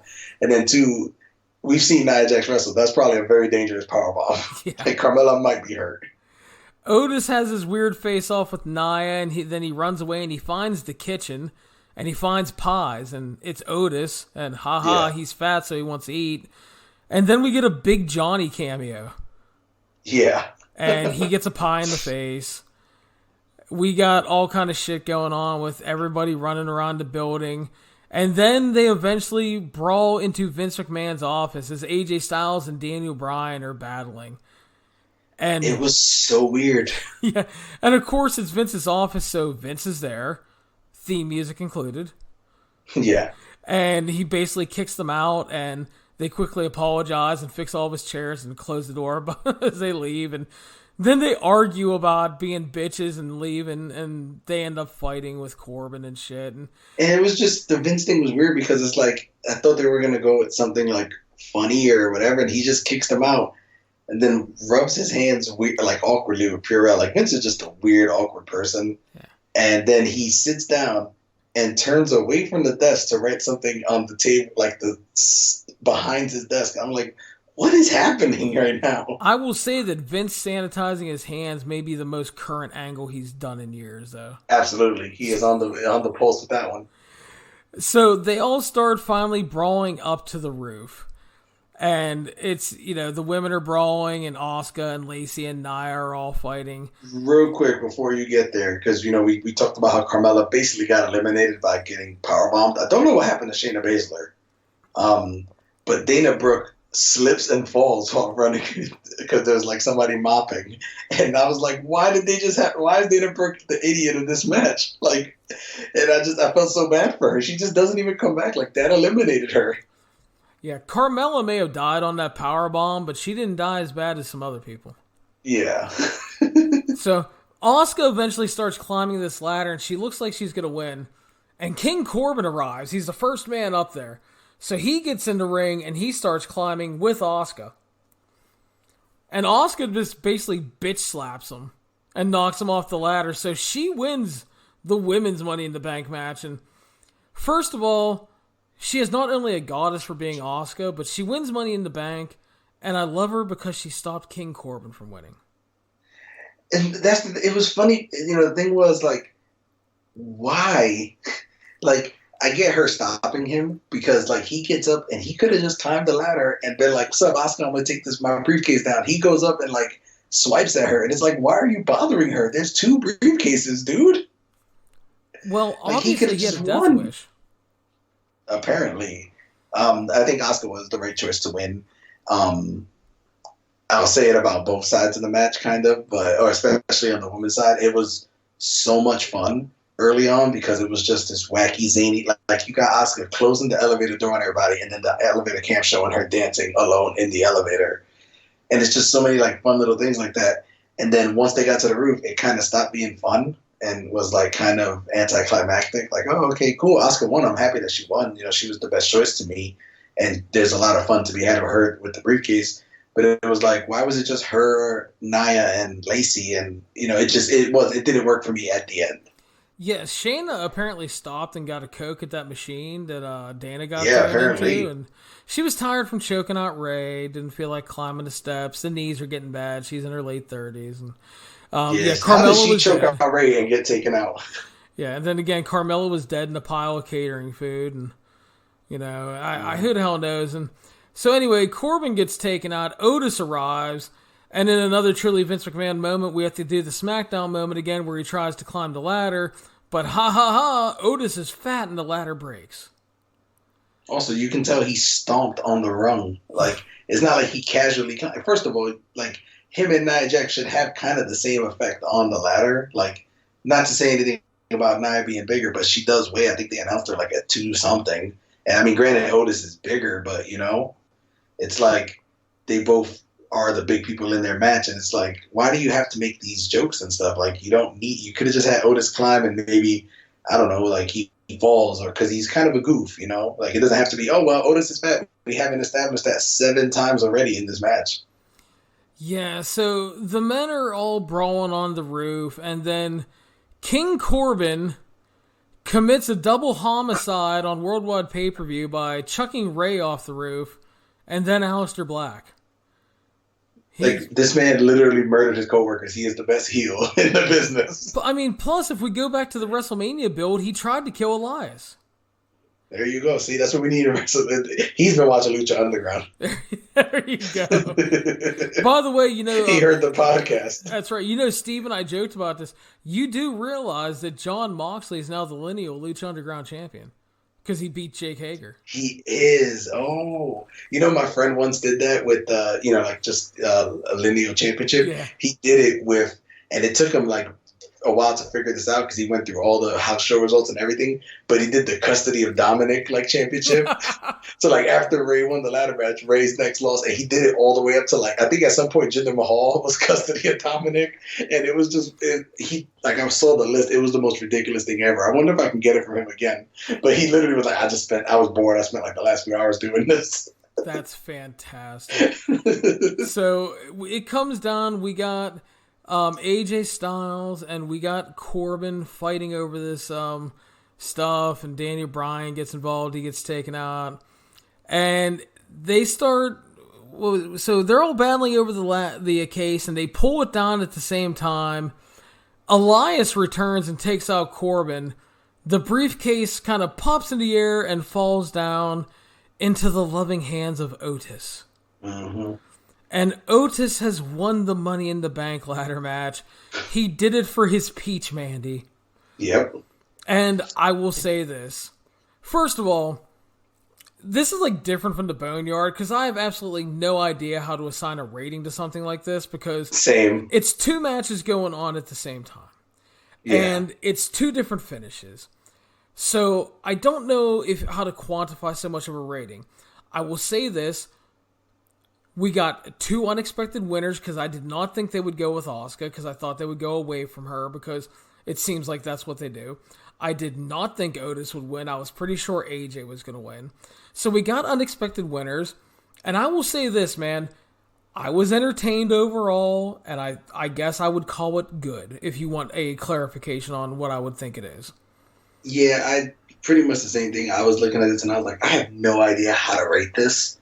You know, the Boneyard match felt more like granted it was, goofy and stuff, but it was like, you could tell there was a start and a finish. And there was here too, but it was just two matches going on. They'd cut away for like several minutes from one to the other. It's a lot. But like you said, I was entertained throughout. I had concerns that I was like, they might try to do this for like an hour and a half, but they only did it for like 25 minutes. I do think I could have used a little more of it. Like, before they got, like, it felt like there were so many fun, like, goofy things that they did. And then they rushed to the roof. And once they got there, it was like, we got to get to the finish. But overall, just an enjoyable match. Like, of the cinematic matches that they've done so far, I've liked all of them. Like, I like the Firefly Funhouse. I like the Boneyard match. I like this. I don't know if you would consider the Gargano Ciampa one a cinematic. I didn't really like that. But for the most part, they're getting these right. Like, do something creative and fun and outside the box when you have to in these situations. Like, yeah, the ladder match itself is always a blast, but we've seen so many Money in the Bank ladder matches at this point that doing something completely different and goofy and off the wall was like, it was a welcome change. It was, and that's the thing. Like I said, I wasn't sure what to think going in because it was one of these things to where, hey, maybe this will be Boneyard great, or maybe it'll just be a mess because of the 12 people involved and trying to do them together. So it was like I didn't know what to expect, was hoping for the best, obviously. And I maybe we didn't get quite the best, but we ended up with something that was good and entertaining. And I appreciate that. And like you said, too, we have seen so many Money in the Bank ladder matches. And WWE's actually done a lot of ladder matches, period, in the last year. So, or years. Yeah. But, I mean, especially in this last calendar year, it's been a lot. So, I mean, it was a refreshing change. And, again, in this quote-unquote pandemic era, whatever you want to call it, you need to try to do some different things. You need to try to do tournaments on TV. You need to do something like this. You just need to break it up a little bit. So it's enjoyable, and the main pay-per-view was 2.5 hours long. What a treat. I remember I'm watching this, and I was, just saying, I was like, yeah, I'll probably be done with this around, the show will be done around 10-something, maybe 11-something, and then I'll podcast for a while, and then I'm probably going to go to bed, and it ended at 9:25, and I was like, what is happening? I know, I was absolutely shocked. So that is WWE Money in the Bank 2020. Certainly a unique show, Kevin. End of the day, final thoughts and a score out of 10. Like you said, because it's tough to rate the final matches, it's kind of tough to rate the whole show. But overall, I enjoyed it.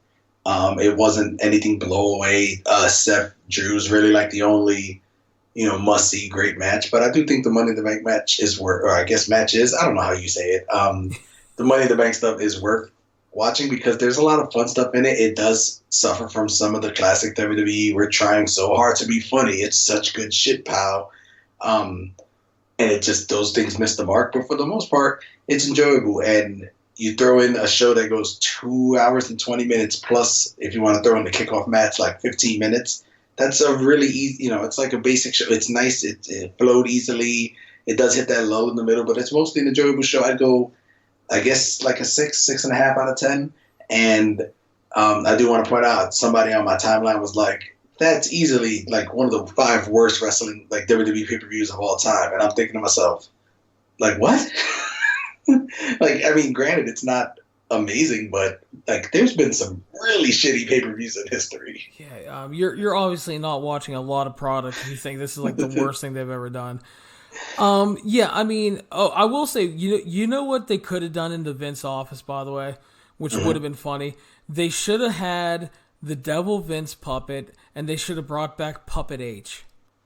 Oh yeah, that would have been funny for the chairs to turn around and the puppets be there. I would have laughed at that. Actually, that would have been good. Yeah, yeah, and that's what I mean. It's like sometimes they get there. It's like they have accidental comedy sometimes, and then when they try to get like the comedy writers in there, and Vince comes up with his idea. It's like you realize this isn't funny, right?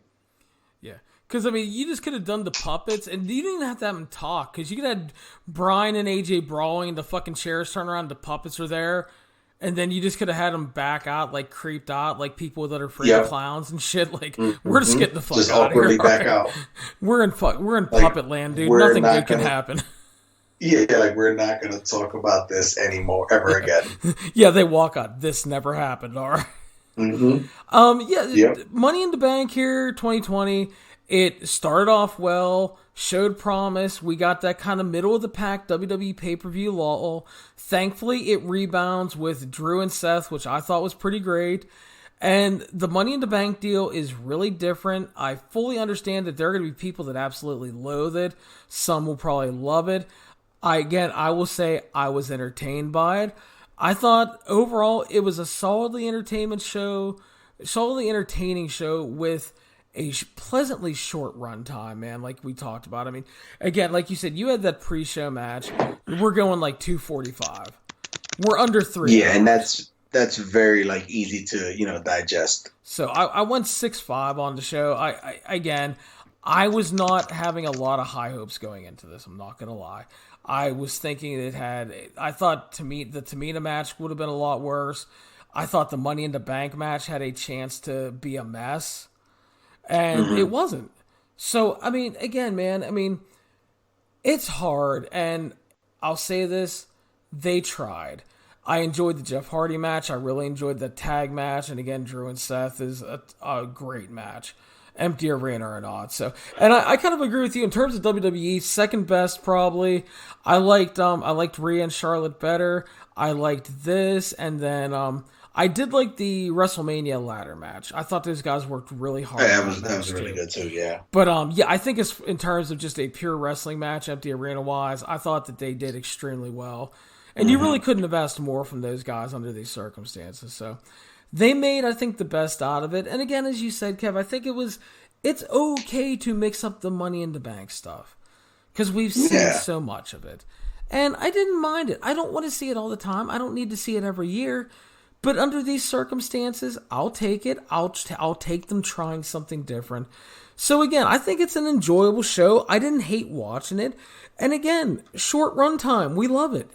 Yeah, absolutely. It's I can, now, granted, 2 hours and 45 minutes was the standard, but so many pay-per-views, whether it's WWE, AEW, New Japan, all try to go 3.5, 4 hours, sometimes 5. And it's like, you can just get in there, give us just under 3 hour show and just go home. Like, it's fine. That's a good time. And the thing is, too, is once you passed 4, you have to have a really, really great fucking show to keep the average person's attention. For sure. Like, it's different for us because we review shows. But still, even when we're reviewing, like, when you get those 7-hour manias, man, it's like, guys, come on. There's a reason like movies barely go over, you rarely see movies past 3 hours because it's hard to hold anybody's attention for that long. Yeah. All I can think of is like when I watch those long Mania shows, sometimes it's, you ever see Happy Gilmore? Why don't you go home? And the other joke I have is, I don't know if you remember any old ROH stuff. The old joke was when there was a match that was going too long or not going well, Gabe would sit in the back and he would just look and go, "Send Dark City." And so fucking Dark City Fight Club would go out and kill some geeks. And that's what I actually typed that during the Orton Edge match during Mania. Yeah, put that on send Twitter. Dark City at that point. Something. But yeah, man, again, it could have been a lot worse. I don't think you could have asked for a lot more. I know the cinematic stuff is very divisive for a lot of people, but I just appreciate that they're trying something different because How many times do we talk about WWE never going out of their comfort zone? Mm-hmm.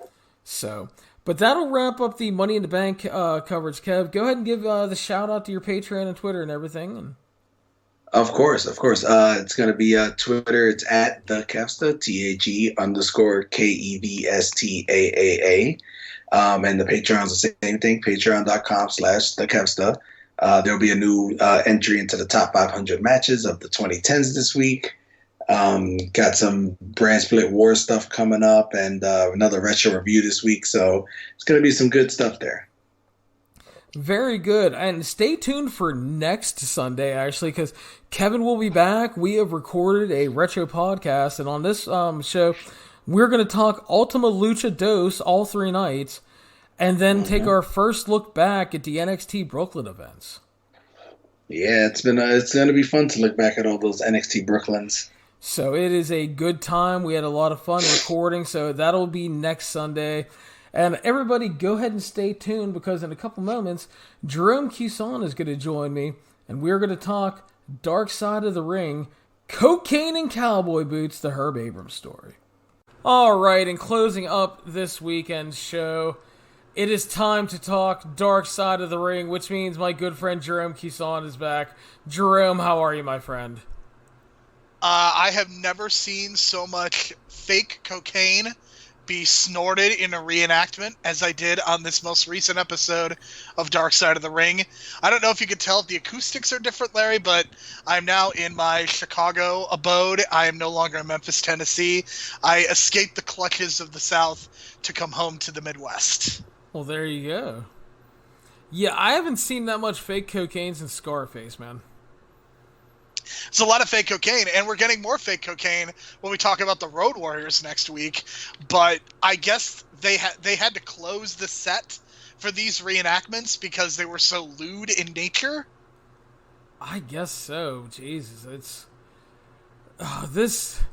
this show we're going to talk about. By the way, everybody, again, Dark Side of the Ring. We're talking the latest episodes titled "Cocaine and Cowboy Boots."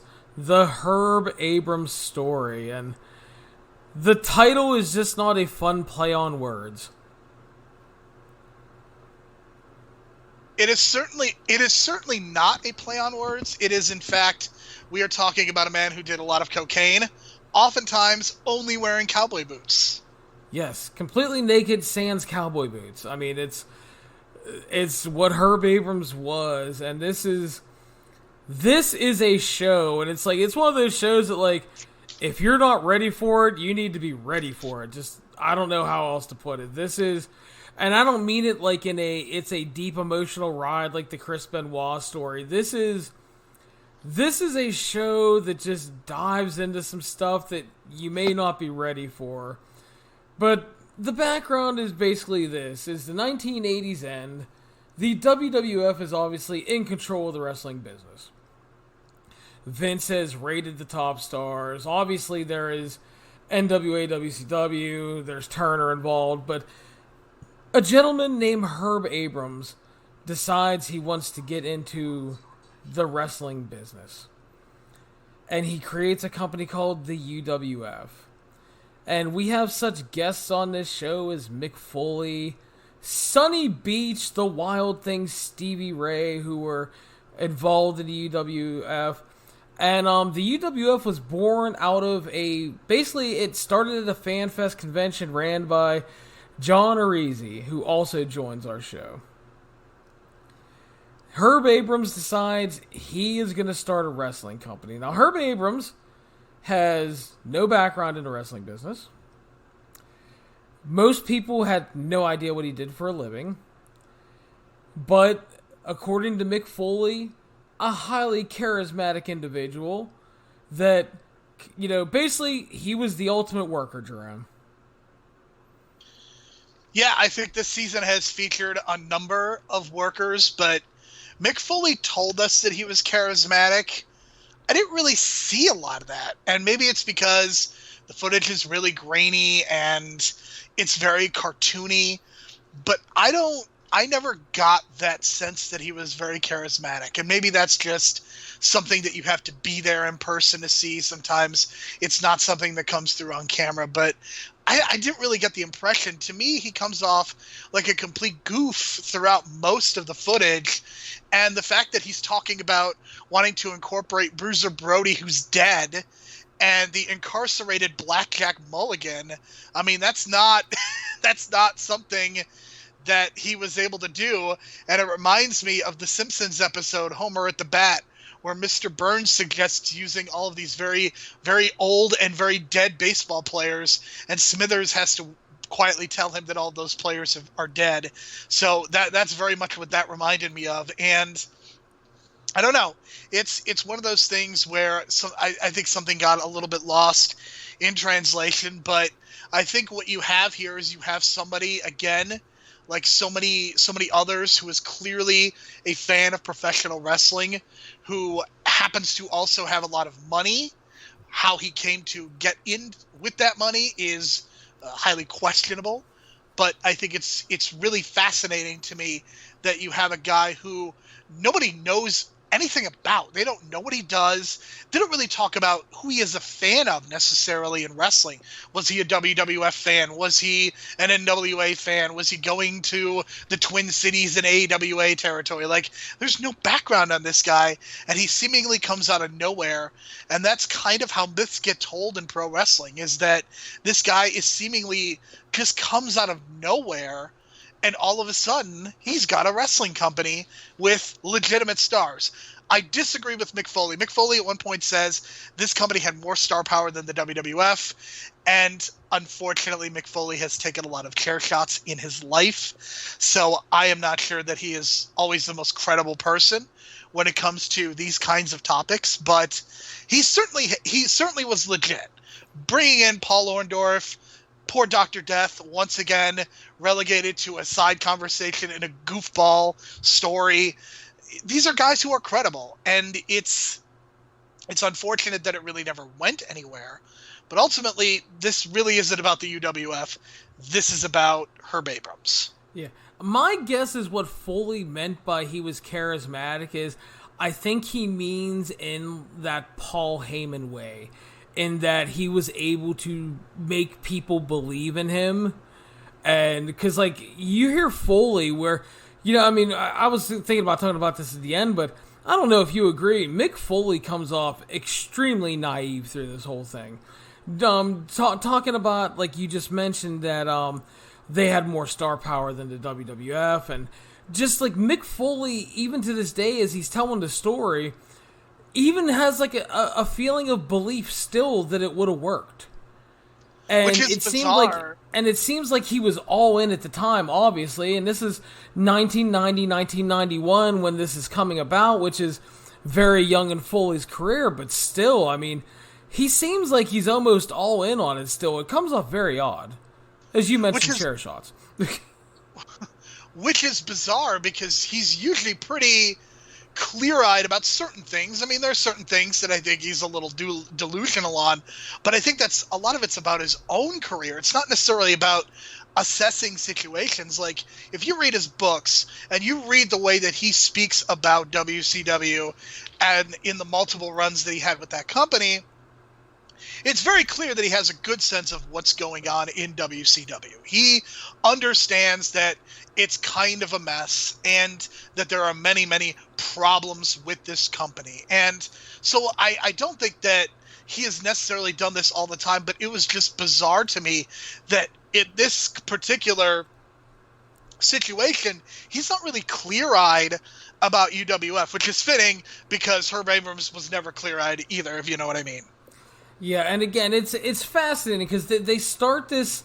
They do the announcement at the John Arezzi convention, and as you mentioned, Herb Abrams announces, you know, Dan Spivey and Paul Orndorff, Dr. Death, Mick Foley, Bob Orton, and then he announces Blackjack Mulligan is going to book the territory, and the problem with that was, as you mentioned, he is in prison. And then he says Bruiser Brody is coming in, and that's problematic because he's been dead for a year.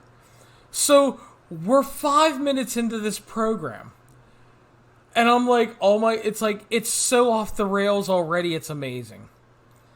I'm in love with this show just for how crazy everything is right now. And as I mentioned, nobody knows what Herb Abrams does for a living. And that leads to Lenny Douge joining the show, who was a former NBC employee and a friend of Herb Abrams. And he reveals that he owned a series of shops that sold clothing to oversized women. That was his business background. I would be willing to put a pretty decent sized amount of money that he was laundering money for someone, and that business was a front. Oh, you think? That is exactly how it came across to me.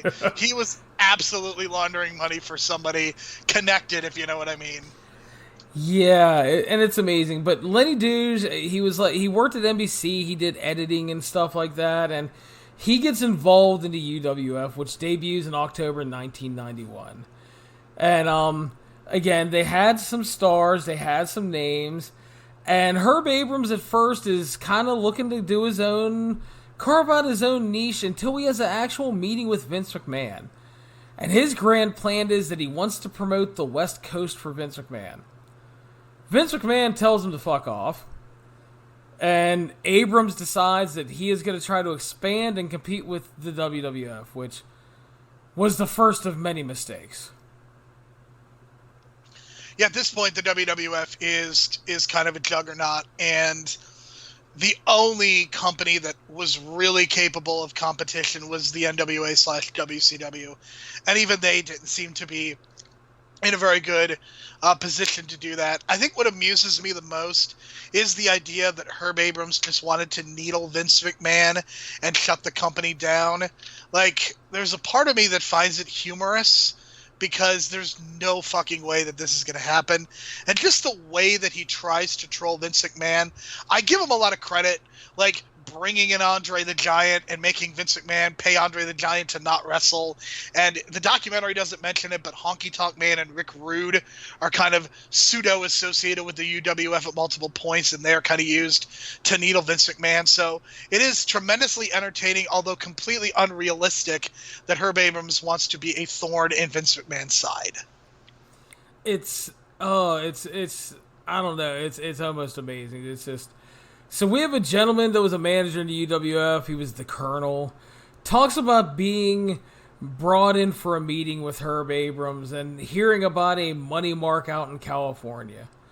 So he goes for this meeting. He's put up in a Beverly Hills suite. And again, he's not working for the UWF, but he's being treated like royalty. He's visiting, and Herb Abrams arrives. Herbie is not alone, though, Jerome. He has call girls with him. And according to the Colonel, who was from the Carolinas, these are not Snaggletooth, South Carolina women. These were Hollywood honeys. Leading to Herb Abrams breaking out the cocaine. And the poor Colonel, the Southern boy, is freaking out, thinking that they're going to get busted at any point. And he explains that the long night turns into basically a live porn celebration.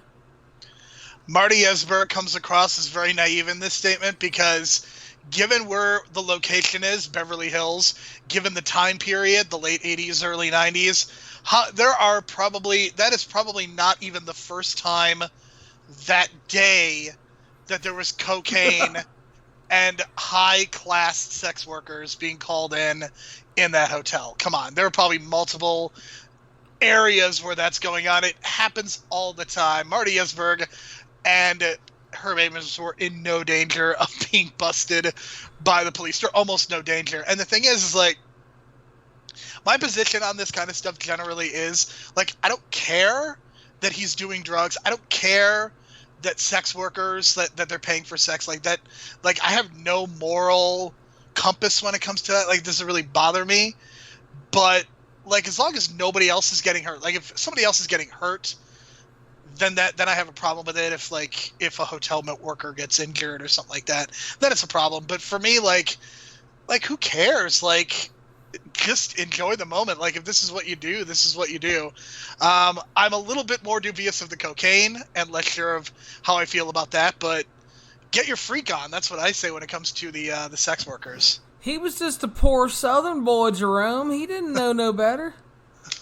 Apparently not, and apparently he did not have very nice things to say about the lovely women of South Carolina, which, Larry, this is your opportunity to defend those women. Well, he's from like a shitty part of South Carolina, so maybe over where he was, that was the point, but there are some fine women where I live. I'll just put that out there. Especially the one that lives in your house with you, right? Obviously. Top of the list. But Absolutely. no, but I mean seriously. Make sure she listens to the podcast now.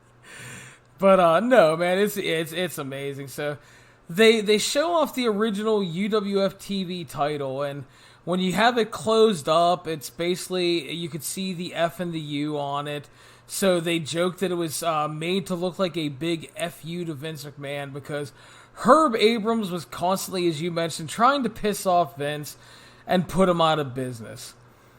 And this leads to, as you also mentioned, the Andre the Giant angle, where they brought in Andre the Giant. He makes one appearance and does a rather incoherent interview. And then that leads to Vince McMahon basically calling Andre, bringing him back, and he puts a stop to that bullshit right quick and in a hurry, leading to Herb Abrams being totally embarrassed, and Mick Foley talks about how they were all excited because they had scored Andre the Giant, and then he was gone. Which just goes to show you, Vince McMahon, people always like to say, oh, Larry, you overreact. He doesn't hoard talent. He doesn't do things like that. Hello, did you miss the whole fucking 80s when he bought up the territories? And then there's this. Hello? So it's funny you mentioned that because this week I actually read the Death of the Territories, which is a pretty comprehensive book about how each territory around the country and around the world really just succumbed to Vince McMahon. And Vince McMahon, basically, it's the same O that Triple H is using with NXT. I don't understand how people can be this naive when it's literally history repeating itself from 35 years ago. It truly boggles my mind that people don't understand that the same thing is happening as we speak, as compared to the events of 1983 and 1984.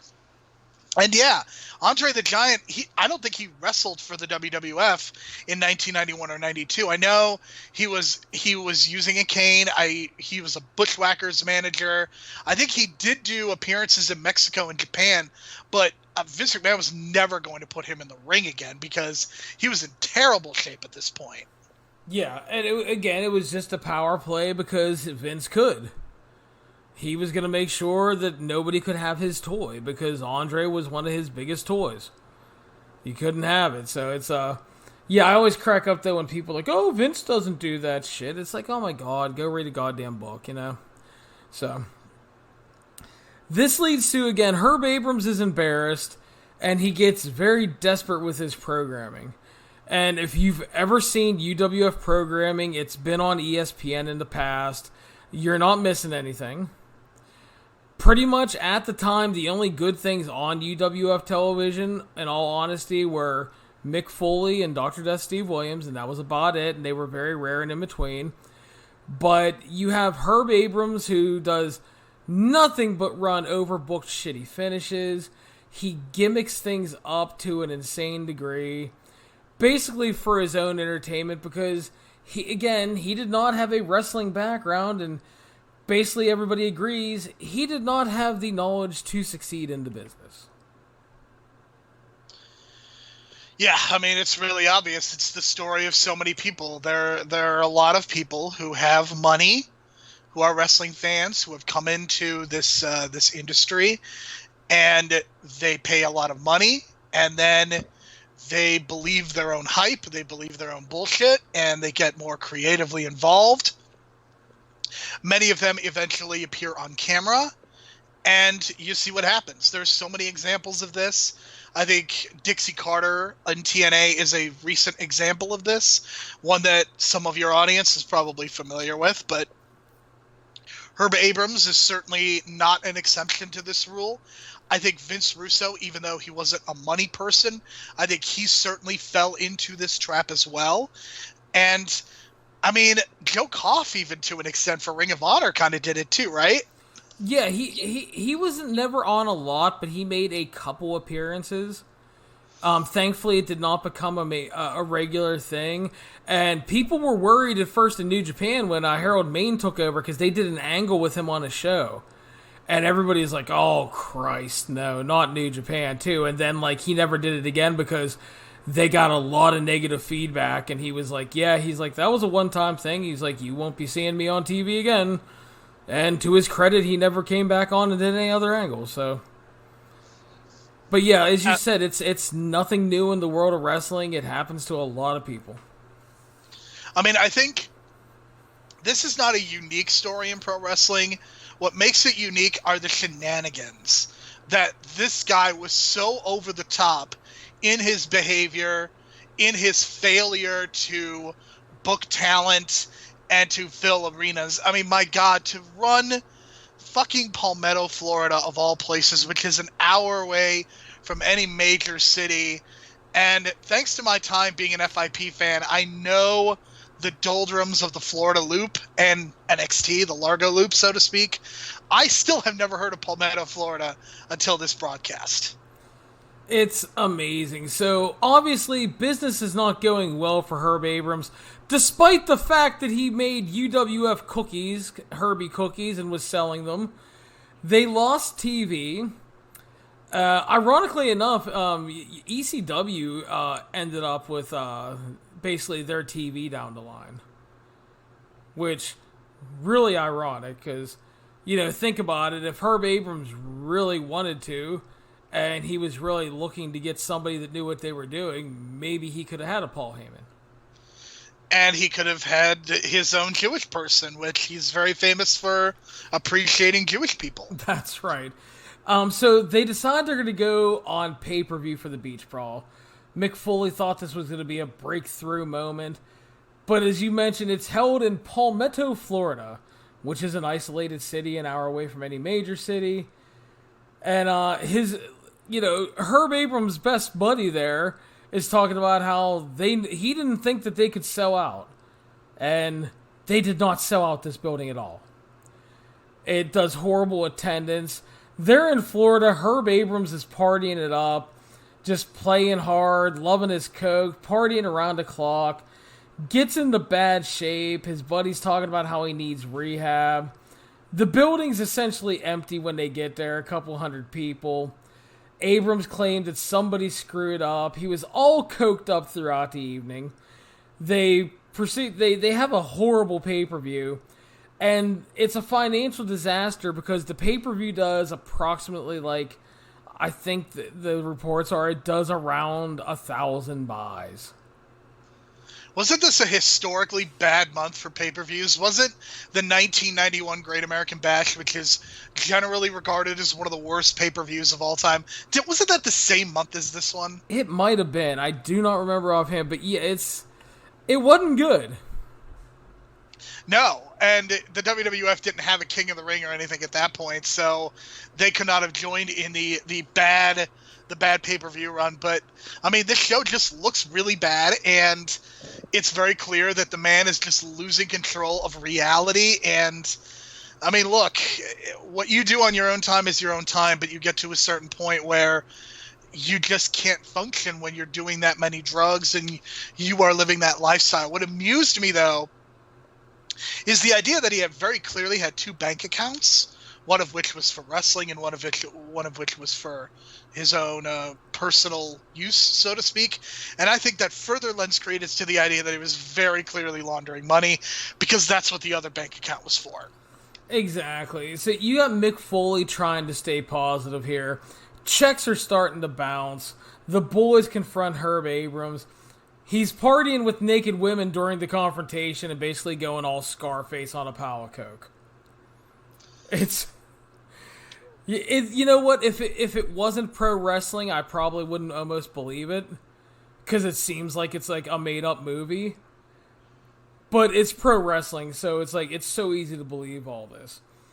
But Herb Abrams' sources start to dry up. He's personally falling apart, and again, as Jerome said, the boys, they confront him and they want money, they need paid, and they eventually, somehow somebody gets a hold of the bank, and the bank reveals he has multiple accounts, one with basically nothing and one with millions of dollars.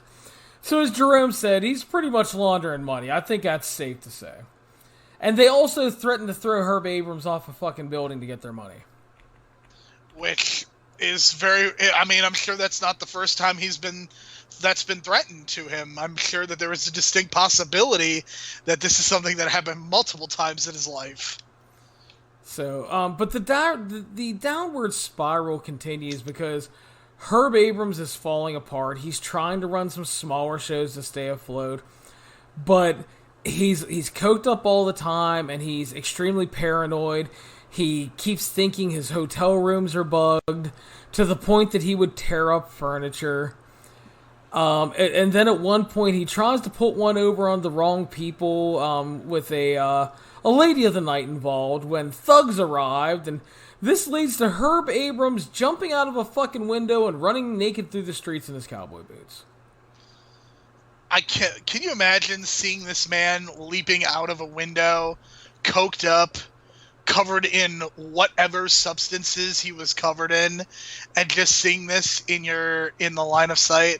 I can't even imagine, in an era of social media where everything is on tape and everything is filmed on people's phones. Like, just imagine if this is 2020, there's an outside possibility that this is caught on tape or video or whatever, and we see this. Can you imagine if somebody in the wrestling business did something like this now? There would be, the news cycle would literally melt from the absurdity. Dude, if that happened like one night, that's like a month worth of hits. Yeah, I mean, just for the video alone, I mean, it's just because you're going to have the video, you're going to have the reaction, you're going to have the quote-unquote apology, then you're going to have the reaction to the apology, and then, then you're going to be eating your own tail. It's amazing. So, as we mentioned, Herb is just spiraling out of control. The UWF is dying. And it is at this point that Vince McMahon puts on WrestleMania 9. Which is also a historically bad pay-per-view. Yes, it is fucking horrible. And this gives Herb Abrams the idea that wrestling can work in Vegas. So he goes back and he gets the fucking MGM Grand of all places. And he's going to put on the Blackjack Brawl. He spends tons of money on advertising and big names. Mick Foley talks about how it feels like a big deal. He's brought up to Herb's suite. And Herb Abrams brings out a pair of like gold cowboy boots, which are apparently going to be the big draw of the Blackjack Brawl. And even Mick Foley, no matter how naive he was at certain points of the show, was not naive enough to believe that the cowboy boots were going to be a draw in any way. I think it's amazing. There are a lot of people who think Vegas is a great place to draw for wrestling, and it really is very difficult to do. You have to do something very specific, very special. I think the only company that has really been able to do it is AEW, and that's because they surround it with a convention. They've turned it into something where it's a weekend, and it's not necessarily just a show. But a lot of companies have gone to Vegas, and it doesn't make for good TV. AWA did their TV there. ROH. Ring of Honor would go and run a pay-per-view and then tape TV the next night, and then like half the time the TV looked like shit because like they do a decent pay-per-view like audience, and then they do like half for TV.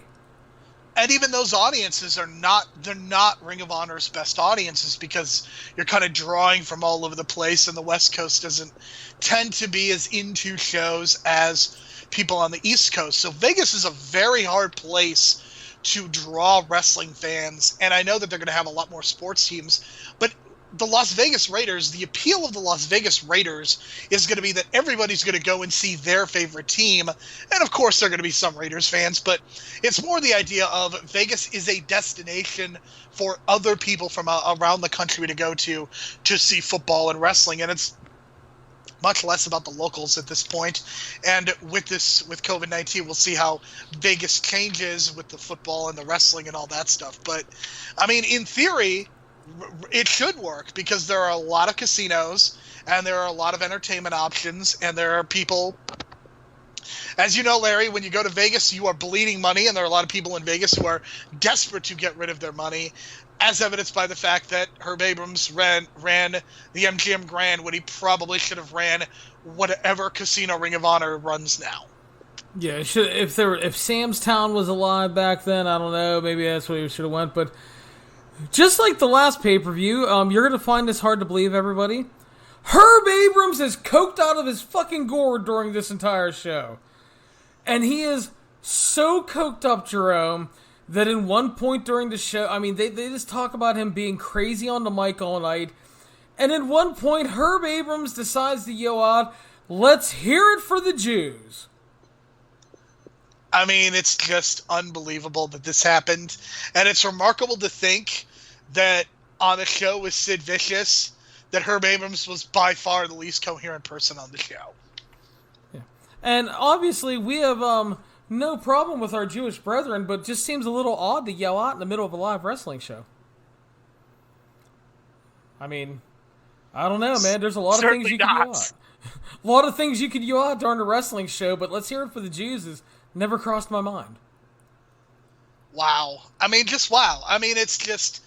It's an extraordinary story, and I certainly have some issues with the tone, but the idea of Herb Abrams just being able to exist on a day-to-day basis for as long as he did is absolutely remarkable to me, because, I mean, clearly he was connected with other people, and clearly there was going to be a way for him to have some level of success just based on who he's connected with, but I mean, it was never going to be in wrestling. There was just no appetite for someone of his ilk and the talent that he was bringing in.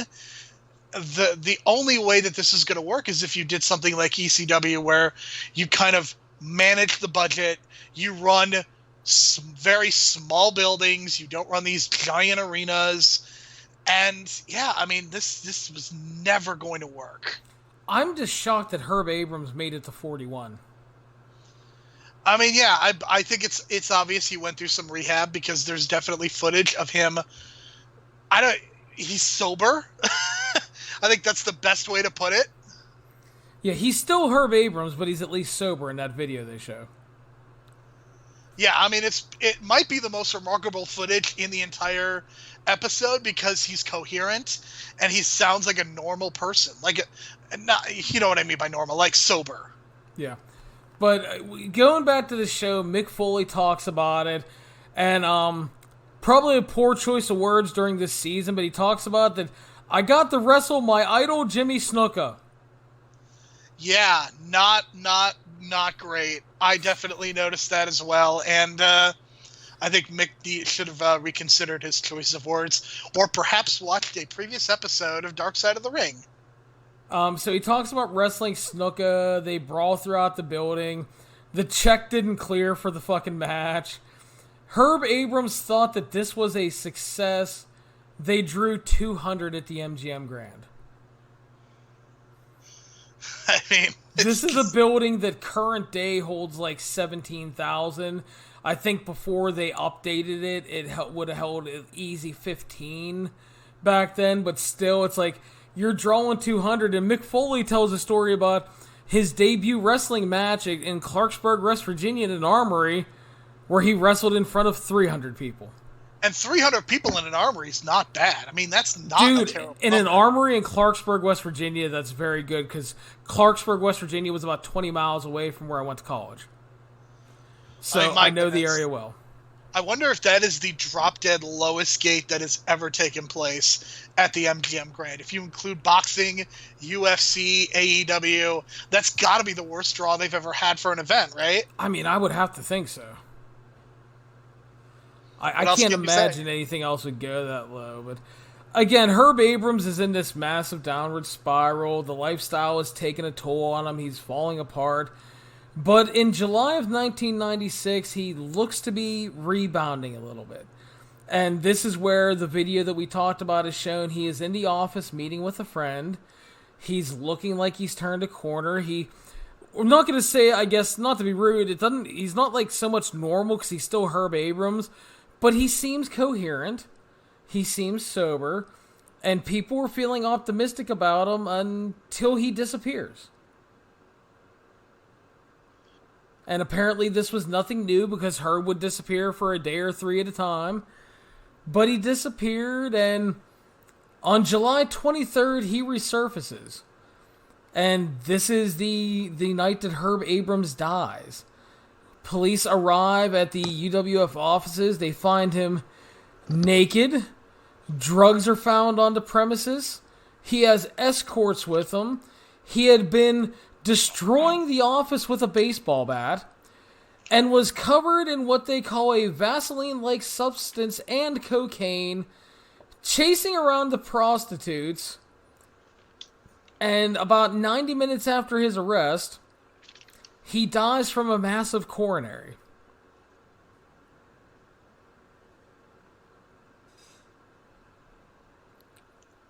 Or so we think, right? Yeah, because the documentary gets really weird at the end, because on the one hand, they have a number of the talking heads that they had previously been, interviewing, and they all have various speculations on how he died, and it seems like everybody has some sort of a belief, and none of the stories are consistent, but we get reenactments of all of them, which is kind of amusing. So on the one hand, you have this idea of the myth of Herb Abrams, this farcical human being whose life is coming to an end. And on the one hand, it's supposed to be like this funny thing of him dying. And I can understand that if you're going to go the dark comedy route. But then you have Lenny coming on, and he talks about losing his best friend, and then the documentary becomes very sad because it's a human being who has passed away, and he succumbed to his drug habit, essentially. So the documentary seems very conflicted on what they want their audience to feel. Do they want the audience to be laughing at this hysterical person, even though he's died, or do they want people to feel bad because he had a drug habit? And I think that the inconsistency of tone is what makes this episode not necessarily work. I do not think Mick Foley was a good interview, which is weird because I think Mick Foley is somebody who is legendarily known for promos and being able to talk, but he did not really contribute a lot on these proceedings. No, and you talk about the tone at the end. I mean, just let me give you guys like how weird this is. You have his best friend just destroyed that Herb has died. And then was it the Wild Thing dude that was like just in tears at the end because Herb Abrams gave him his big shot and he was so upset.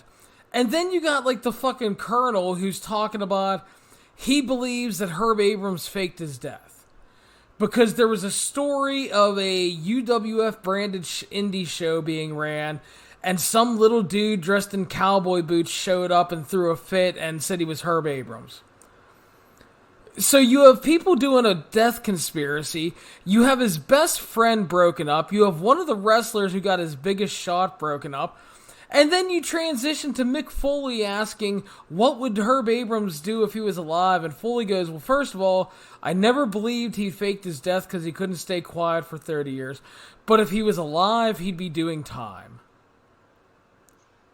Which I'm not saying Mick's wrong, but then it gets even more comedy because you have Brian Blair asking, they ask him about Herb's death, and it's a great quote, and it's funny, but again, the tone is so weird. He said, Herb Abrams died doing what he loved, cocaine and hookers. Yeah, I mean, it's a great line. It's a great way to end things, but it's just, it was a very strange ending to the show in particular. And I don't know. I think this was a topic that was always going to be very difficult to cover because on the surface, there are a lot of hijinks involved, and I mean it's cocaine and cowboy boots. I mean that's an easy sell, but the actual story itself, I'm not sure if it's as entertaining to a layperson as perhaps the Chris Benoit and even the John, because with the John Stossel and David Schultz story, both of those gentlemen are still alive, and it's a pretty cut and dry. It's not really a wrestling specific story. It's kind of more generalist. This is much more in the weeds of behind the scenes of what it's like to run a wrestling company. So this was always going to be very difficult to tell this story in a way that lay people would be able to understand it. And I'm not sure that it was totally successful. I mean, certainly I think this episode is entertaining because of the reenactments alone. But as an episode, this was definitely one of the weaker ones. Yeah, I found it really enjoyable, and just the weird tonal shifts at the end. It's like I just wish they would have stayed in one direction on it.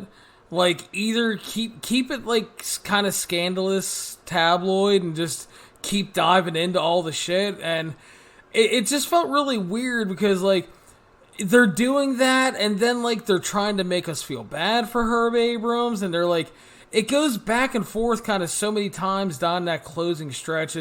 I guess to equate it to a wrestling match, it was just like a really uneven finish. You know, it just kind of threw it off for me. But it's an extremely entertaining show. I mean, it's again one of those stories that like, if somebody told you a story like this in a normal life setting, you probably would think they were just full of shit.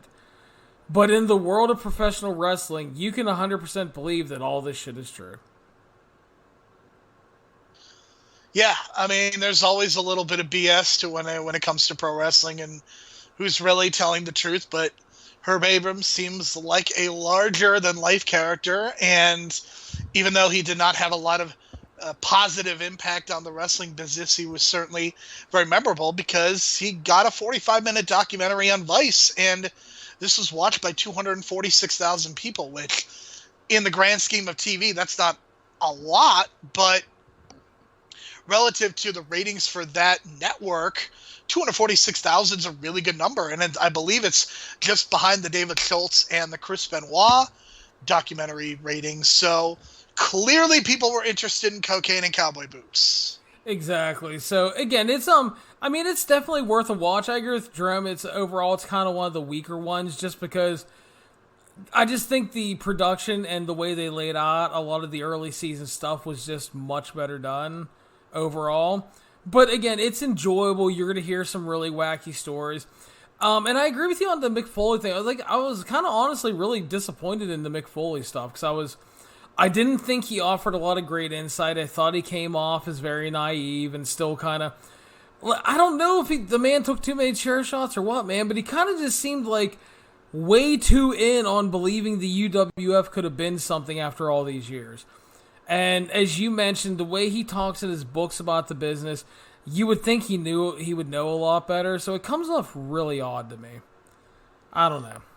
Yeah, it did. And I'm a little bit concerned about next week as well because talking about the Road Warriors, that is 20 years. That's going to be really hard to cover in 45 minutes. So I'm a little bit concerned about next week as well, especially if Animal is heavily involved because Animal is a known bullshitter, and I'm a little concerned about next week's episode. Well, not only is he a known bullshitter, he's also a known asshole. So it's like, that's another reason I'm not super looking forward to it. How could I forget the asshole part? Can never forget that Animal's an asshole. I mean, there's just so much to cover because the Road Warriors' career, I mean, there's so much to talk about. They had runs in the 3 major companies. They had a very bad fall, but they have also had careers in Japan. I mean, they were doing WWE appearances in 2003, so it's going to be really hard to cover all of that. Yeah, I would imagine that what it's going to be is they're kind of going to... I think that they're going to kind of hit the career highlights early and then focus on the Hawk and stuff and the fall of the team.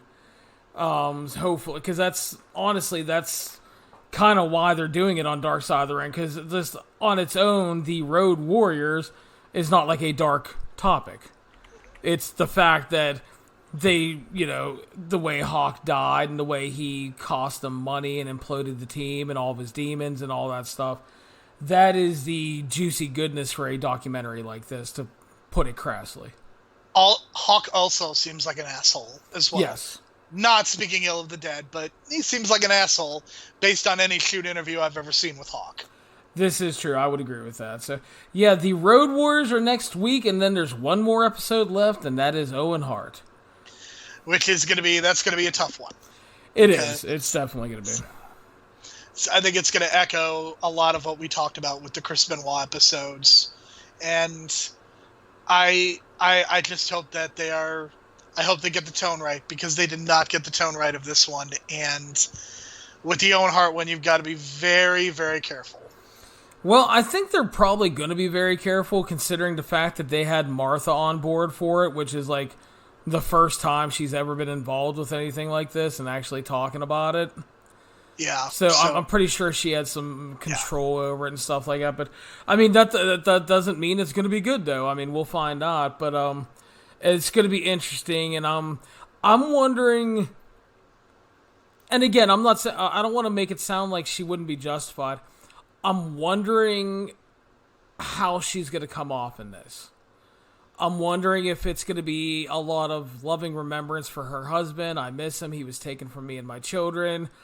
Or if it's going to be, like we've seen with a lot of other people on certain subjects, just a big fuck WWE fest. And again, I'm not saying she's not justified. I'm just curious how she's going to come off tone-wise. Well, yeah, and she may have done all of that, but it's how she gets portrayed in the 45 minutes. Like, what are the editors and the directors, what are they going to choose to put in? I think that's the biggest thing is, I don't think that they're going to give Martha creative control. I think they're going to try to be respectful, but I think it'll be fascinating to see what we get. Are we going to get kind of both? Are we going to get one more than the other? So that is definitely something that I'll be paying very close attention to. And again, you know what, man? If she goes on national TV and hate fucks WWE for an hour, I'm not going to blame her. No, I mean, at this point, Vince McMahon, after everything, just for this year alone, not even for the Owen Hart stuff, which is morally repugnant on its own, for this year alone, drag him all you want. Yeah. He's had a hell of a year on Dark Side alone. I mean, just on Dark Side alone, but I mean, the idea that he fires so much, or furloughs and fired so much of his staff, even though they're going to make record profits. I mean, and the Howard Finkel stories that have been coming out. I mean, it's morally repugnant. That's the best way I can put it. It really is. So again, next week will be the Road Warriors. Final week is Owen Hart. Jerome, before we go, shout out your podcasting endeavors so the folks can go listen. So you can go ahead and listen to the most recent episode of Real Bad, a Breaking Bad podcast. Kevin Ford and I discuss season 4 of that television show, and we are in our last 3 episodes of Superhero Pantheon, where we will be discussing the MCU movies, the following: Captain Marvel, Spider-Man Far From Home, and then our 3-hour magnum opus podcast, where we discuss Avengers Endgame, and we reveal our final master list, where the 4 of us ranked the MCU from number 23 through number 1.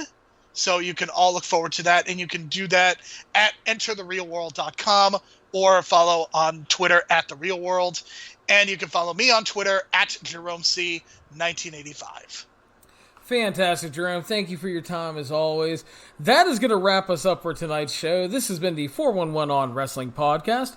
You can follow us on iTunes, Stitcher, Spotify, Google Play, YouTube, the 411mania.com website, and any major podcasting platform.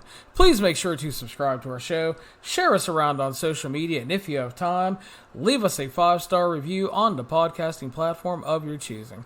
Stay safe, everybody, and happy wrestling.